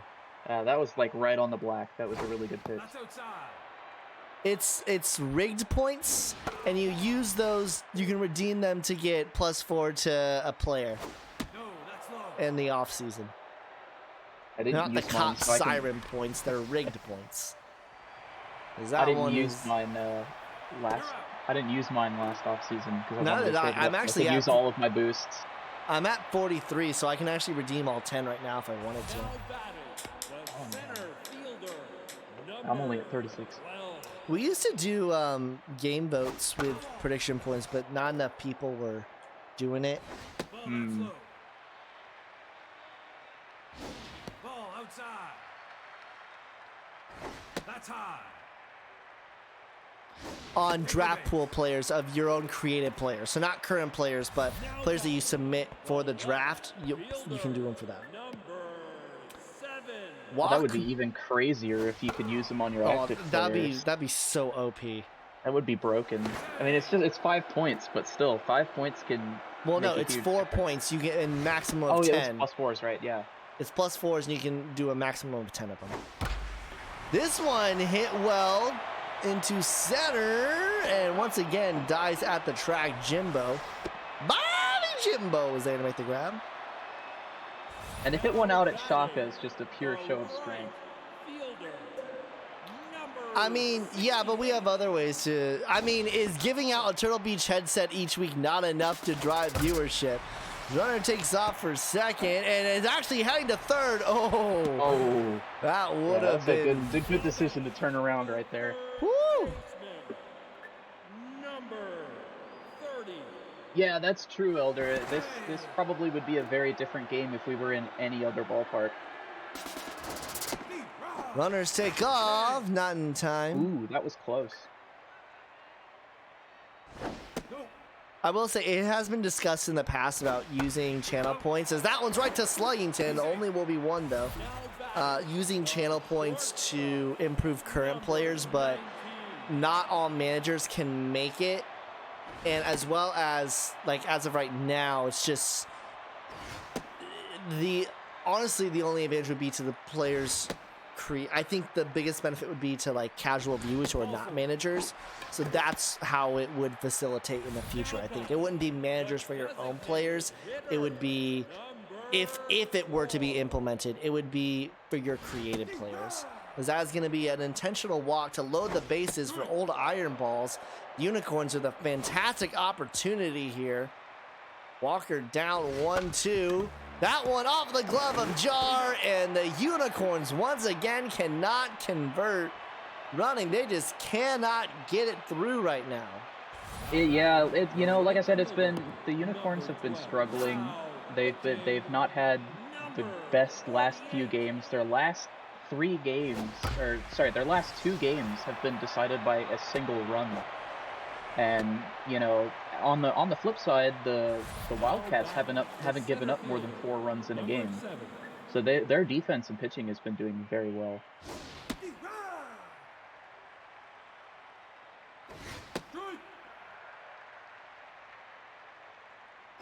Ball high. 1-2 count.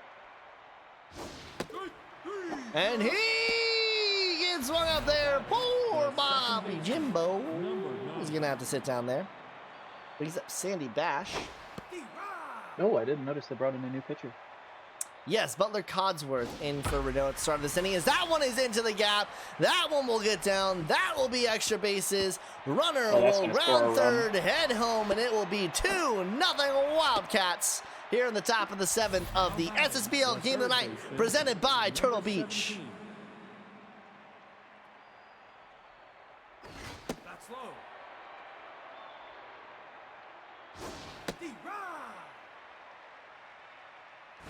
That's down. Right side, dive by Porterhouse. Codsworth steps on the bag for the second. Bash moves to third.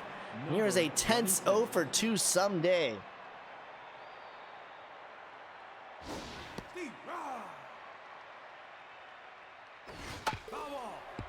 I do think it would be interesting if non-managers could use their points on their created active players. And that's what I'm saying. Like, if we were to restructure channel points and do something like that, it would 100% be creative players, not managers for their own players. As this one is fouled off, and the Wildcats will score 1, double their lead to 2. I am Fisek on the call, joined by Runny. I want to thank you for tuning in to the SSBL Game of the Night, presented by Turtle Beach. Make sure you are following the official SSBL Twitch. Send us a Prime sub if you're so inclined. If you want to win a Turtle Beach headset, make sure you type in all caps HERE, H-E-R-E, to be entered in, as well as join the Discord to get plugged in to the SSBL community. And he gets hung up there, and that's not the way Unicorns want to start this out. They want to get back into this game. And that'll do it for Auntie Jar. 6.1 innings, 7 strikeouts. Botch Pepper Jr. gets the call. That's up. That's inside. 3-0. Ball 4. And a 4-pitch walk to Musha. So not a great first batter there for Botch Peppers Jr. Number 13. Brings up Jose Odor.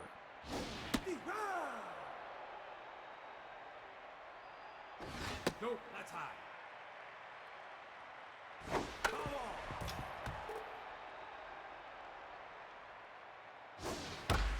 That one laced into center. but easily handled. Runner stays at first. Now batting, the center fielder, number 12.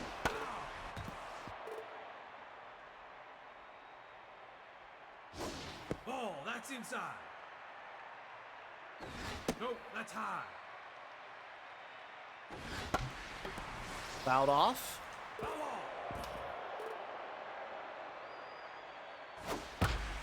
Oh, got a hold of that one, but too early. Ball inside. Full count, 2 outs. Runner will go here. This one hit well into left, but once again, welcome to Shaka, caught by Longshanks.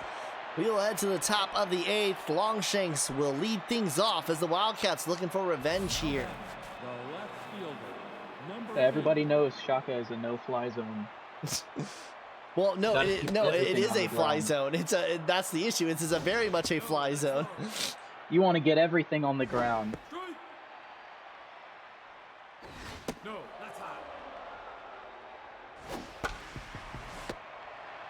Right to Porterhouse for the first outs. now batting. But at the same time, if you're a pitcher in Shaka, the fence is your friend. 19. Right to Odor. Wash, rinse, repeat. Now batting, the shortstop, number 5. That's outside. And that should now be updated, the scroll. I know it took a little bit. This ball hit well skied and once again dies at the track. 1-2-3 inning. Unicorns have 6 outs to get 2 runs. Now batting, the left. Man, we have just been Number tickled 7. pink here in week 4, day 1.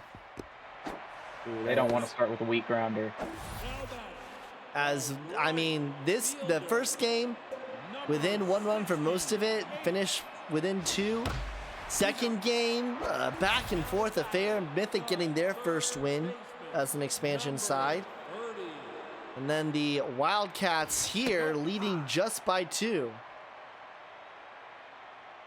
It's been a lot of narrow games. It's been fun to watch.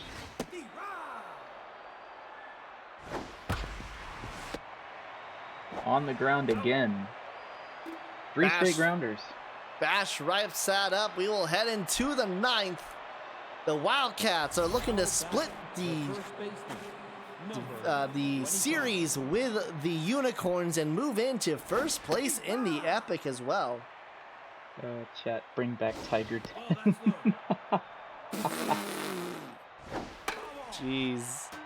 Shaka is next to die. You know, I like like the Shaka. I like these pitching and defense games. now batting, you know, like the division between urban and rural. Is there more of a division between Tiger Den and Shaka? No, that's inside. I'm a firm believer in Tiger Den supremacy. Ball outside. 2-2 count. Fouled off.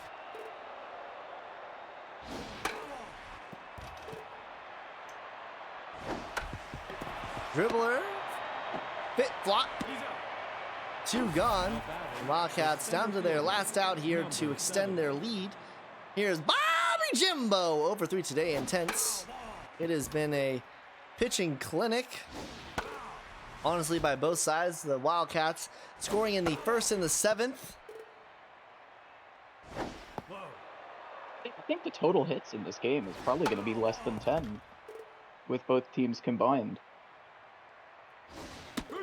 And he is rung up there. We will head to the bottom of the 9th. Is there any magic at Shaka tonight? They need 2 to keep this going. 19. And they'll have to get it done through Botch Peppers Jr.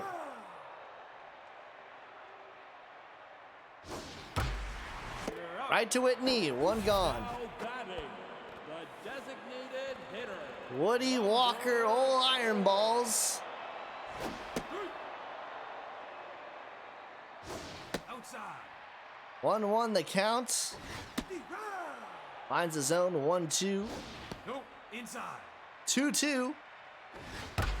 That one gets down right in front of Longshanks. He does not have great fielding, so better for him to not dive there. And Walker on brings up Porterhouse, who represents the tying run. Ball inside. One swing could tie this game. One swing could end it. No, inside. Ooh, that one gets a low corner of the zone. 2-2. Porterhouse forced to stay alive now. So he's really pitching for that double play ball. And now he almost Porterhouse had is it. aboard. So now Porterhouse, representing the tying run, is at first. And representing the go-ahead run is Musha, 0 for 2 today with a walk. We are not done yet, folks. One swing now could change everything or could end it all. Gonna have to be one powerful swing here in Shaka. One powerful swing. This one is into center. That one will get down. That will score one. That will, no, the runner will hold at third. But Musha represents the go-ahead run at second. Crucially, nobody at first. One out, and Maya Serenity will now come in with Jose Odor. The long-standing Unicorn ties the game at 2. Oh man. Ninth inning drama. Welcome, Albro Swift. You've come in for a dramatic ending. SSBL Game of the Night presented by Turtle Beach. Put here in all caps to be entered in for a free Turtle Beach headset. And hold on to your diapies, babies, because Topster could walk it off for the Unicorns here. Swing and a miss. He gets swung up there, and we're going into extra innings and running. Could we ask anything more from the SSBL Game of the Night presented by Turtle Beach, or anything more from this day, from everything that we have seen, as Longshanks will come in for Codsworth? Well, you know, both teams obviously want to make sure that everybody in the chat gets their chance at that Turtle Beach headset, so they're taking us to extras. This one That's is a deep. left. That's That one is baseball. over the head of Breezy Bree. And with how fast the runners are, with how deep that outfield is, that's a leadoff double. And now here is AC Milan.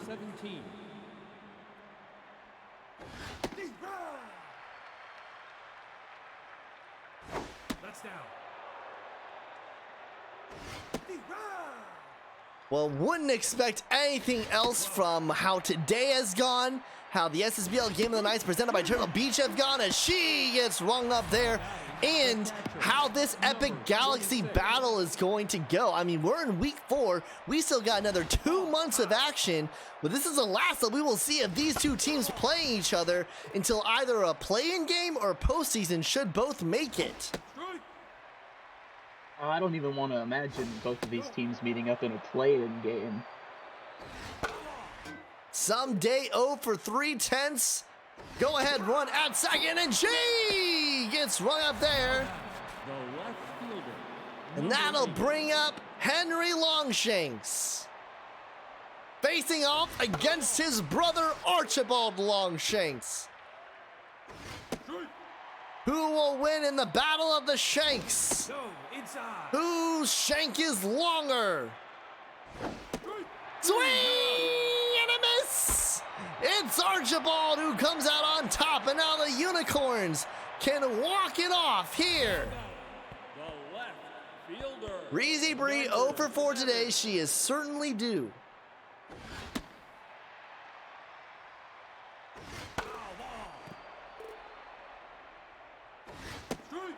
Oh, big hack there. She wanted to end it with one swing. 2-2. Up the middle, and she is aboard. What was that line took by Whitney?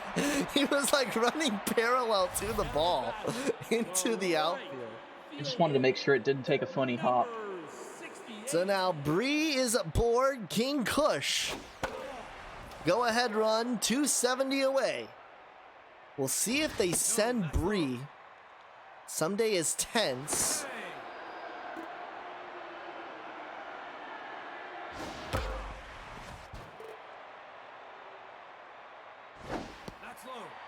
2-2. Check on the runner.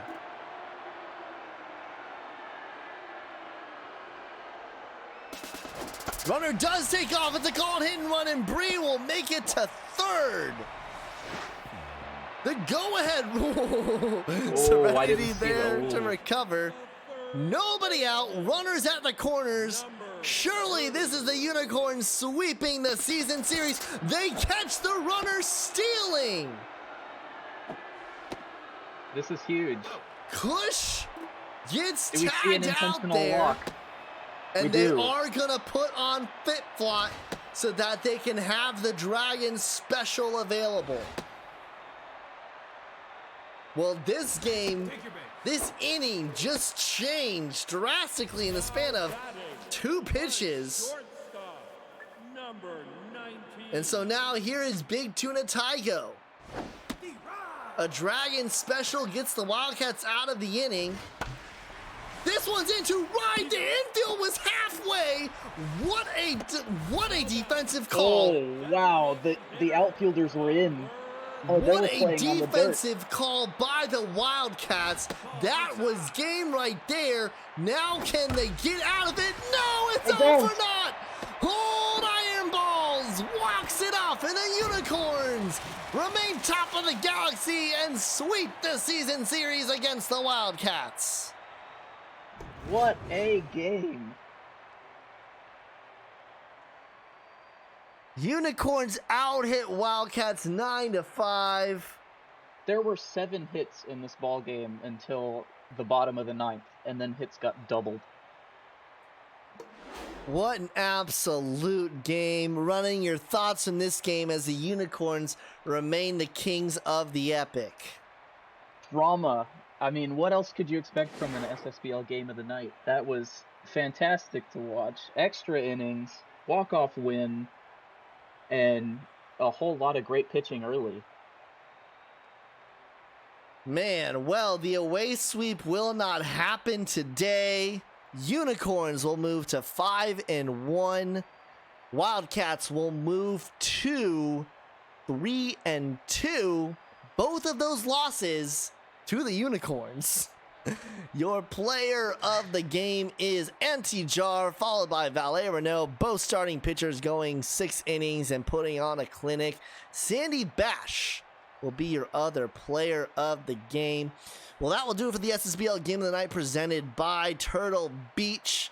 We will now head to the blowout game of the night presented by Lopside Industries. We've got Runnings Liberty going against the Retrievers. Don't go anywhere. You're watching the SSBL right here on Twitch.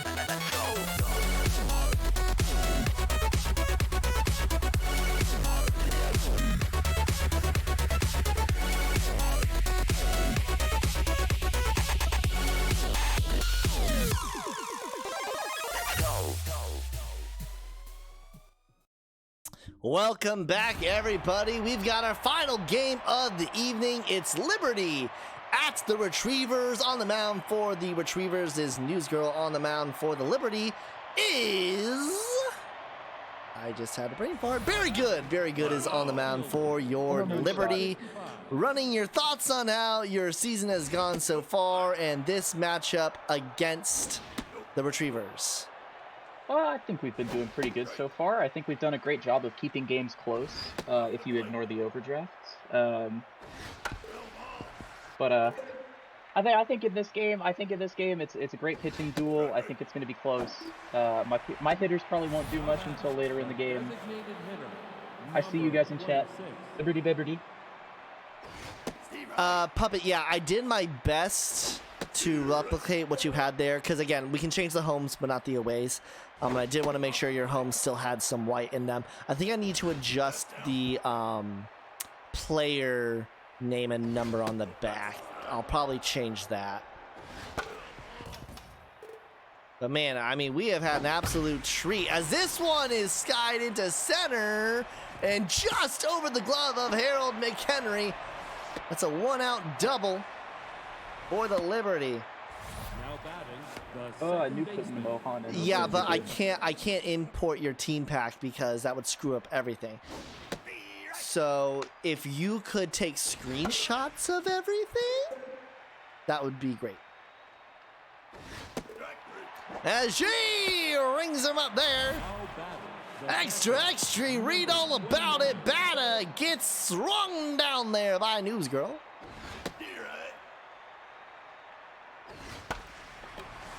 This one, diving attempt there, not gonna work, and the Liberty strike first. It's 1-0. Ooh. Always nice to get that first run on the board.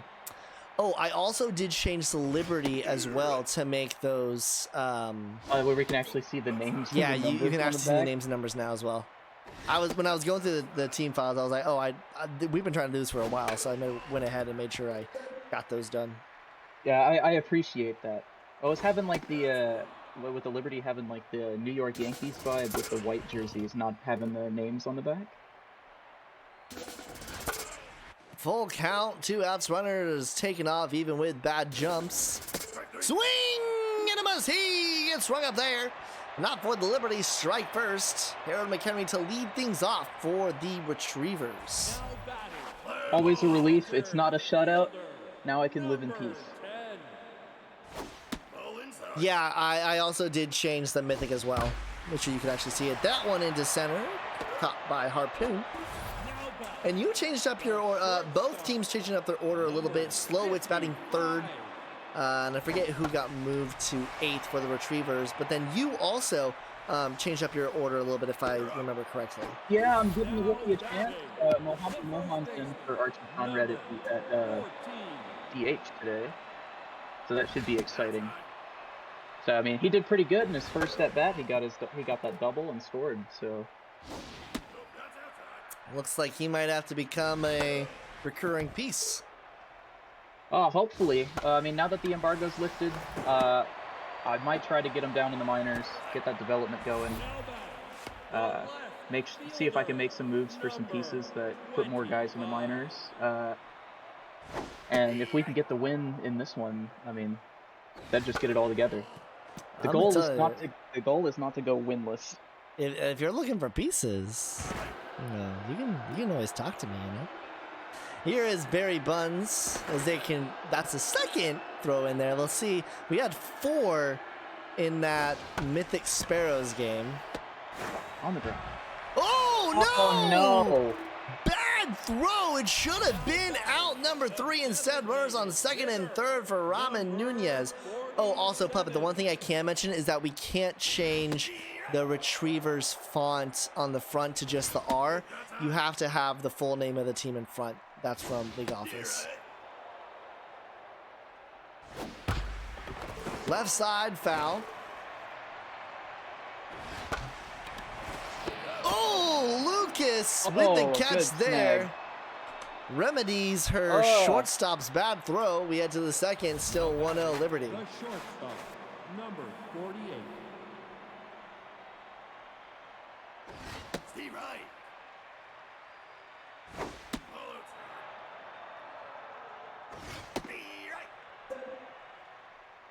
It'd be interesting though if you could see the Retrievers or something like that with the alternate logo on the cap or something that was the R. That one up the middle. Also, Another- yeah, I am digging the new The unis. center fielder, number 11. What would the Liberty Bibberty chat command be? Runner takes off for a second. The throw is in Oh time. man, What were you don't have doing speed. running? What? Why would you we call don't, for we that? don't have speed. Why am I telling my guys to steal? Why am I telling my catcher to steal?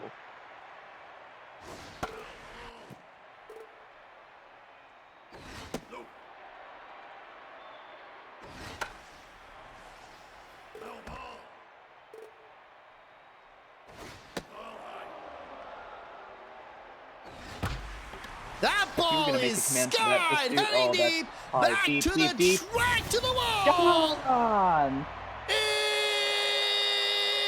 It's out of here. 404 feet in Harpoon makes it 2-0. How about it? The first baseman, number 29. You could just make it like exclamation mark bib. Yeah, but what would it be? Like, would just like Liberty Just Liberty Bibberty. Liberty That's Bibberty is lame. not It needs to be longer. It needs to be longer. I agree. Liberty. Like, you need to have like a like. It needs to be something of merit where it just say Liberty Bibberty. That's the battle The cry. third baseman, Liberty number Bibberty. 35. I've already made 2 new chat commands tonight. At this pace, we're not going to have enough chat commands left. I will I don't remind think we everyone, need- I we're don't doing think we need Moobot more. free.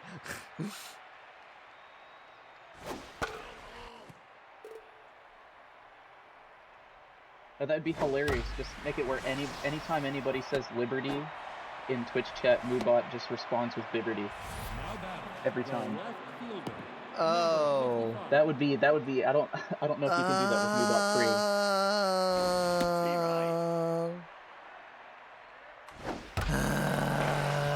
I'm not the one asking for it. I'll throw that out there. Here's the deal. Okay. The funny thing, the Mythic manager is a fan of the Liberty, and I really like the Mythic. Here's the thing. Okay. Once we run out of free commands, it's gone. Yeah, we need to conserve, guys. So I will add it. As this is Tim McSorley and the Liberty are not able to add to it. So when inevitably we have to create another one. Right fielder, You can just get rid of that one. It's first in line to go.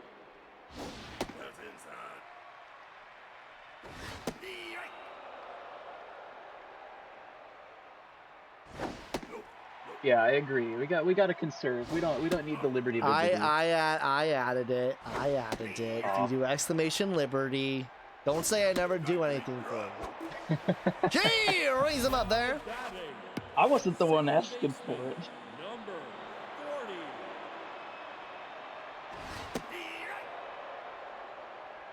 See if I can. I'm gonna get rid of Lurk. Oh, that one off of the glove at first.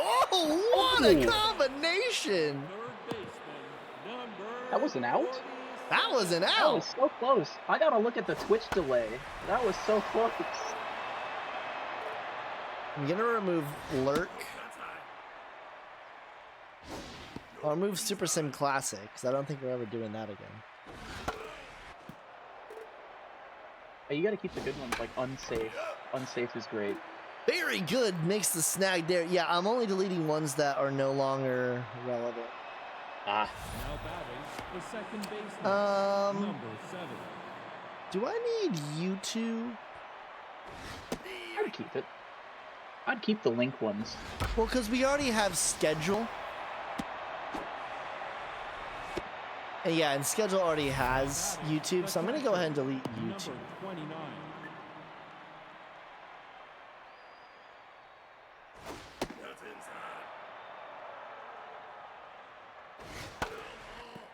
All right. I see those Retrievers fans in the background wearing 2 shirts at the same time. They're like phasing through each other. Yeah, so we only have 6 more free. So just so everyone is aware, Liberty Bibberty is the first on the chopping block. Yeah, I agree with that. Swing and a miss. She rings him up there. Right fielder, number 29.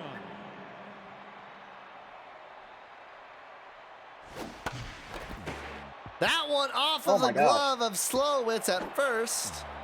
And that Defense- one off of the defense- glove of Newsgirl. Defense is apparently at a premium in this game.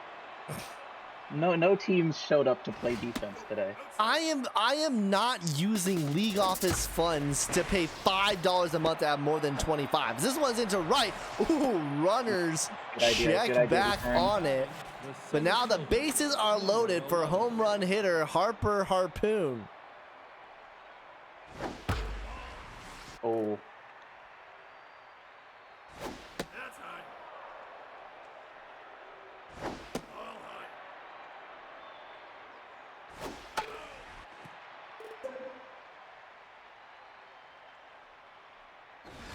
That reminds me, I do need to update the commands sheet. As he gets on up right there, and that'll bring up relay Lucas. Bases loaded, 2 gone. Liberty with a huge chance here. Put on the pressure for Newsgirl.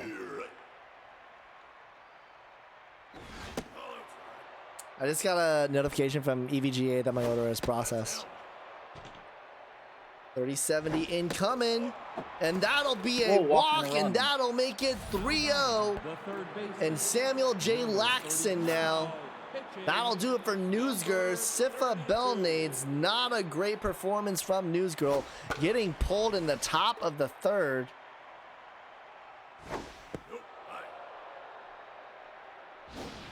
oh, people go to Retrievers games for the concerts. I hear they're really good. Oh, that one. Tough luck wow. for the Liberty, but they've scored. The Liberty Bibberty have scored Now batting. in every single inning so far. I will point out, Ferdo, that the Retrievers are supposed to be the best team in the heroic icons. Now, Statistic. If you look at the stats, they are supposed to be the best, but they this was underperform. the season that they're supposed to come back, and they're only 1-2, so by no means are they dead. As he gets swung up there, and I definitely think the Retrievers are making playoffs, but I just think the overdrafts have shown so much so far. Oh, it makes me so proud. It makes me so proud to see the overdrafts doing well. The I just hate results that I are had to get not beat up by reflective them. of the results. As he gets on there, yeah, sorry, 2-1. So the Retrievers are still very much a very good team. Number Yeah, and the overdrafts. I don't think the overdrafts winning streak is gonna hold out much longer. Really, that's your hot take? Yeah, I mean I've lived it, so. You're just salty because you left them. Oh, I mean, if you look at the schedule, they played the Moonshots, Dragons, the Walkers, us, and the Knights. The only team that was a contender was the Dragons that they played so far, and the Walkers did really good, and it was a one-run game. So I mean, against a good team, kind of, they get a narrow victory. Without a home doubt, game. Puppet, your team is very much more sustainable set up for the future. As that one is to the right side, caught by Blanco Jr. now batting. Yeah, the retrievers are young and they're very talented. I think the thing with the overdrafts is we thought that they were dead after this off season, but it turns out they've been on life support for an additional year. And who knows how much? I mean, like, who knows? They can continue to do that. They're still whacking the ball. I mean, power hitters got some sort of help. I mean, when I was there, they weren't putting it over the fence, and we were in Tiger Den, man. Now batting. The second baseman. That's a number 7. 1-out single, and now here is Libby Nolan. But once again, your substitution, he's got a double and a single so far today. Yeah, he's doing really good. I just wanted That's- to give the kid a chance. A throw to first. Ooh, tough Dragon special there. So for the first time this game, the Liberty do not score in an inning. That'll bring up the Retrievers. Slowitz Number take the 14. reins. The retrievers are going to be good for seasons to come. The overdrafts are older. Though I think their new manager made some moves. They've got a little bit more youth than they had. But it's still a lot of season 1s and 2s. Full count to Slowitz. Fouled off. That one is jacked, heading back deep to the track, to the wall. It's out of here, and the season 7 #1 overall pick puts the Retrievers on the board. Fielder number 25.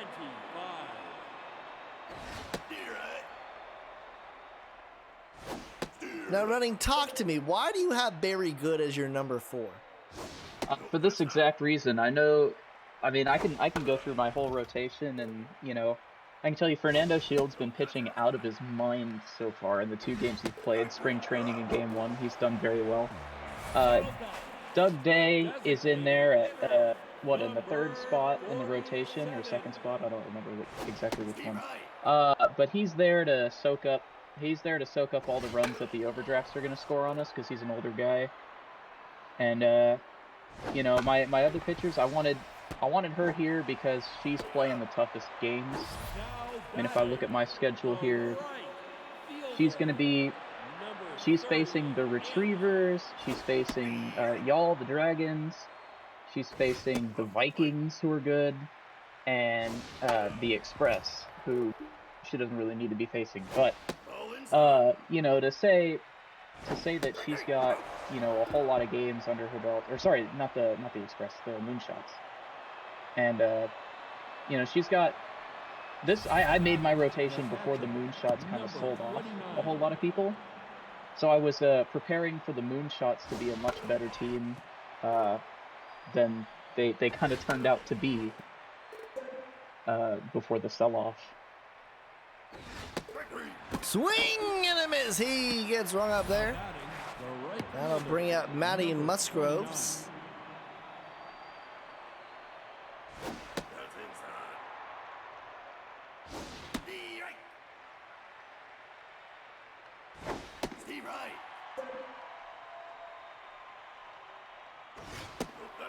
Belnade's locked in.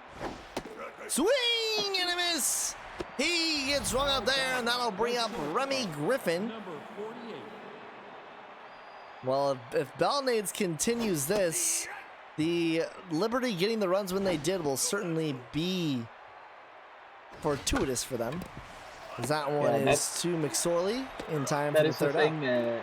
That is the thing in all my sims that I kind of figured out, is that the Retrievers' bullpen is scary. Like, once the Retrievers bring in the bullpen, you don't get hits.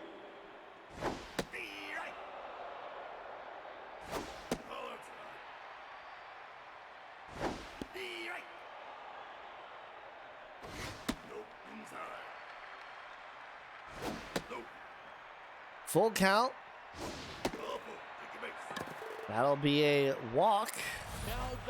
Now here is Trace McSorley, 0 for 1 today. Runner at first, nobody out. Runner takes off. The throw is not in time.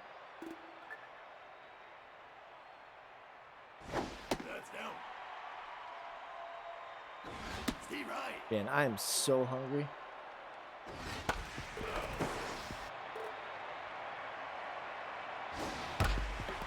Left side, Laxon, throw to first in time, and crucially holds the runner at second. Brings up bottom of the order, Honey Bear.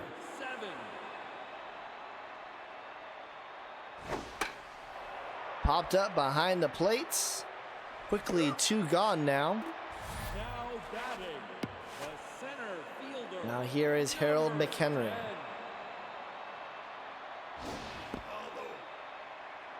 Well, the one swing could tie up this game at 3, and certainly was trying to do so there with that hack.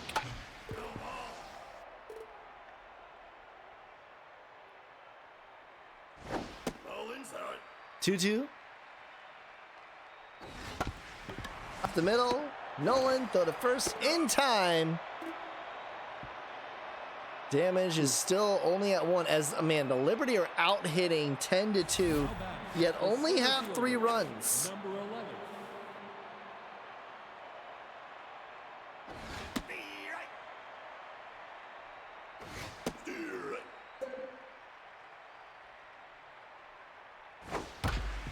Left side, McSorley go to first in time.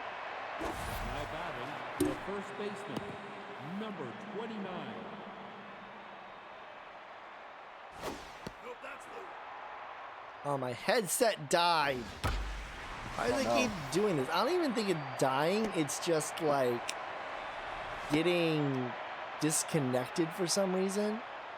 Now batting, the third baseman, number 35. All right, we're back.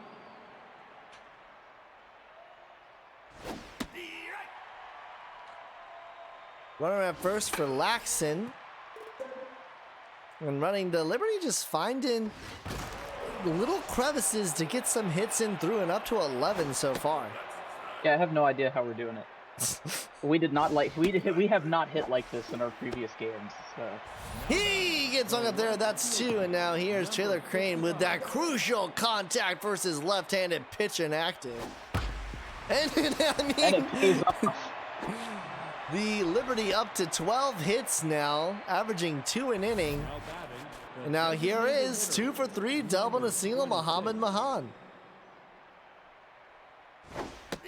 Will his lucky day continue?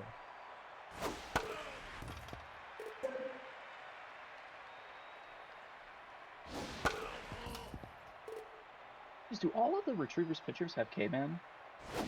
That's a question for Puppets. Yeah.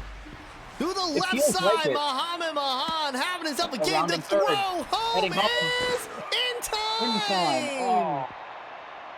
Ill-advised and out hitting 13-2, and the score is 3-1. number 55. Okay, only like 3 of them. It just feels like every single pitcher has K-Man. Nope, that's high. Ill-advised calling home. Muhammad Mahan is now 3 for 4 today. Making the most of his call-up. Unfortunately, the base running not there.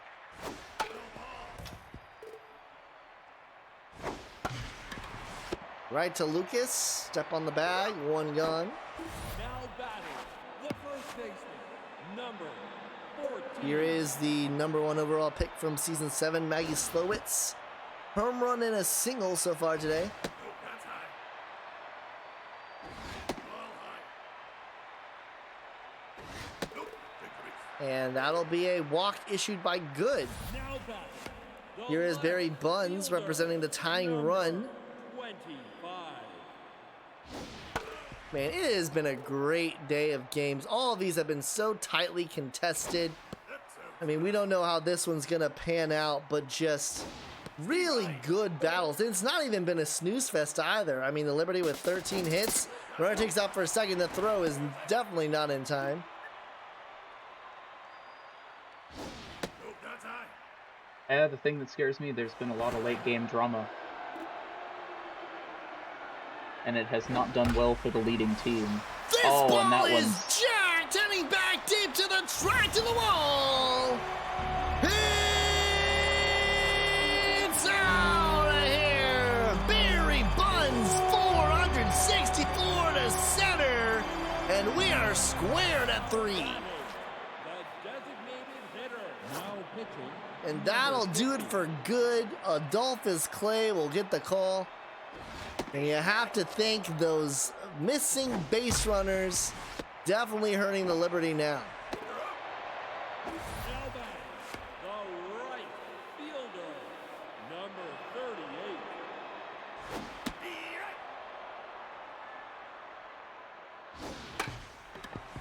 38. Dribbler. And that'll be the 3rd out, but a 2-run shot has us tied up at 3. Liberty out hitting the Retrievers 13-3, Number 7. tied heading into the 7th. Number 57. That'll do it for Bellnade's Grogu, the 3rd K-Man we've seen tonight. It's all of them. All the Retrievers pitchers have K-Man. catcher, number 29. Yes, my 3070 is shit. I wonder if it'll get here before Super Saturday. That would be interesting. As he rings him up there. Now batting, the right Brings up fielder, Matty number Musgroves. 29. Has been shipped. That's inside. Nope, inside. Ferrari, throw to first in time, a 1-2-3 inning. Want to thank everybody for tuning in here for week 4, day 1. I am Faisek on the call, joined by Running. Make sure that you are following the official SSBL Twitch. Join us on the Discord to find out more about the SSBL and send us a Prime sub if you're feeling so inclined. Laxon, throw to first in time. Now batting, the third baseman, Play giving up 3 straight grounders here. 47. Doing a good job keeping it on the ground.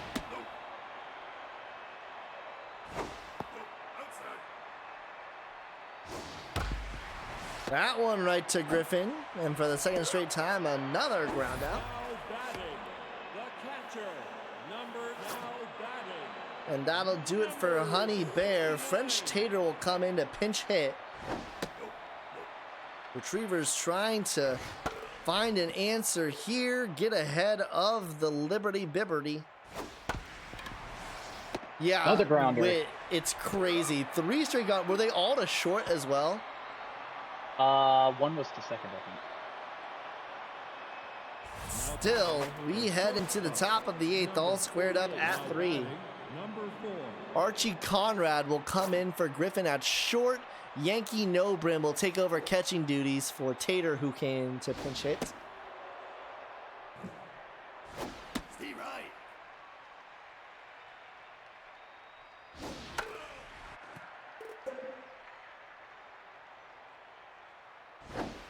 Swing and a miss. He gets run up there.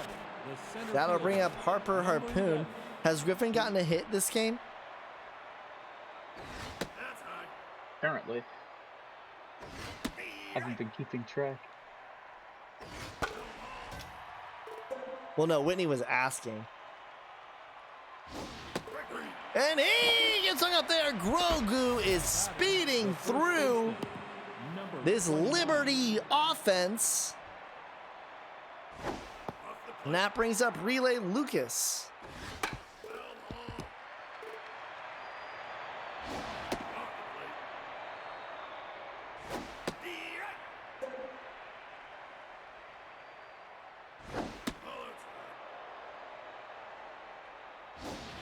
Swing and a miss!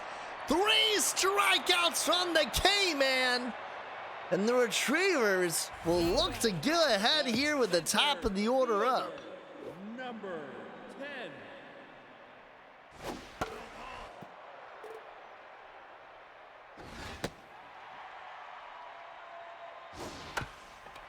Dribbler. Laxon, throw to first in time. Mojo up. The shortstop, number. And now Clay is locked in. Steve Wright.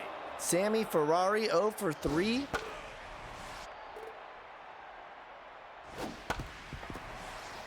Laxon, throw to first again. Now batting, So far, every out baseman, that number Adolphus Clay has got 13. has been a ground out. All inside. What do you got for me, Puppet? That's low. Here's a locked in Maggie Slowitz. She has had her way today. This one, oh, that was an optimistic jump. 3 for 3 is Slowitz. Would have been magnificent. Now batting, the left. And now here is Barry Buns. Last time up, he put the Retrievers level. And now here he is again with Slowitz on first.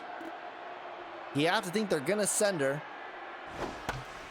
This one, catch by Archie Conrad with, oh my gosh, look up what his fielding is. That man is Yeah, I've playing got with to. no stats whatsoever. Number 30, now batting, number 40. And Rhino Yeah, Stacy. the old timer, man. Season 1 player.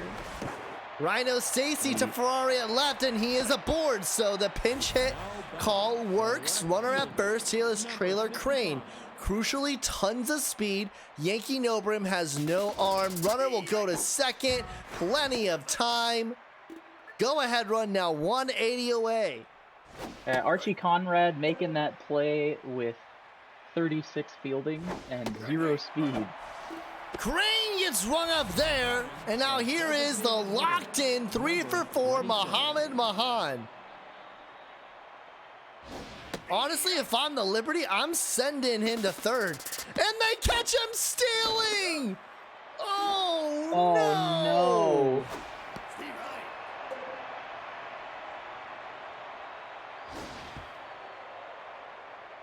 Tragedy! And he gets rung up there from ecstasy to despair. And now the Retrievers are looking like they can escape this game despite being out hit by 10. Blackburn will fill in at third. That's inside. Retrievers will look to go 3-1 here off of a locked-in Adolphus Clay. Conrad, first in time, one gone. The right fielder. And if the Retrievers pull this out, it would just continue a horrid streak of luck for the expansion sides, all of which could easily have many more wins than they do now.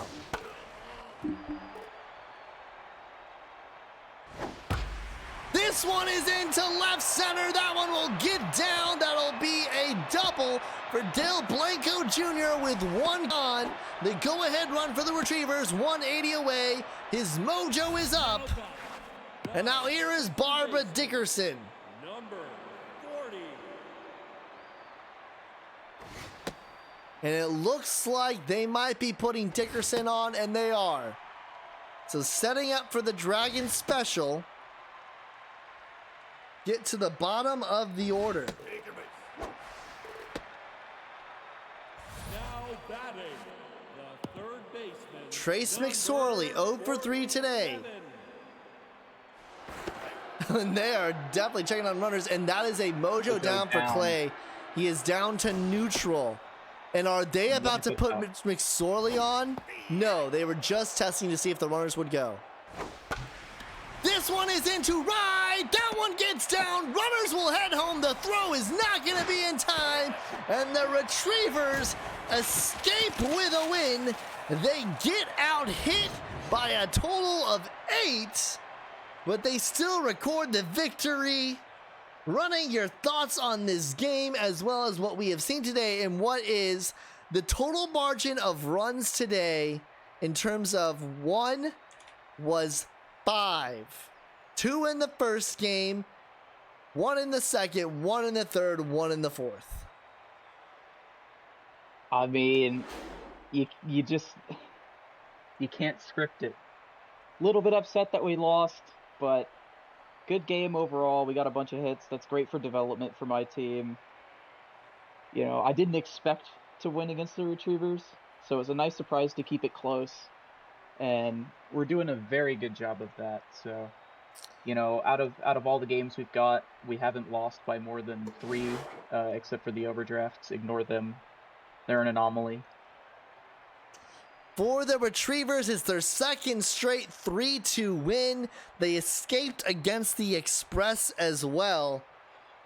They started out with a 3-5 loss to the Walkers, won 14-4 over the Moonshots. They have got the ringer coming up. They have got Wildcats, Overdrafts, Romfielders, Gauchos as their next 4. But for Puppet and the Retrievers, they move to 3-1. Grogu gets the win.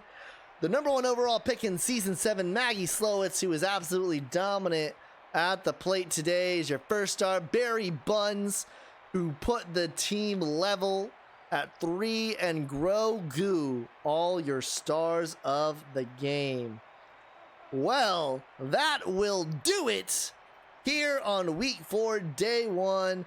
Want to thank everybody for tuning in here. Make sure you tune in tomorrow. We've got Squared on the call. 7:30 p.m. Central is the start time for that. Matchups tomorrow. We have an absolute barn burner of a day. It is Dragons at Vikings. Pitchwell versus Chestnut at Shaka Sports Turf.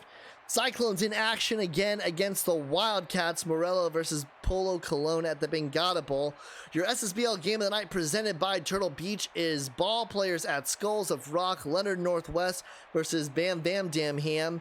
And finally, the blowout game of the night presented by Lopside Industries is Sparrows at Stingers. Enriquez at Del Vecchio at Red Rock Park. Want to thank Pasta for joining me earlier. Want to thank Running for joining me here.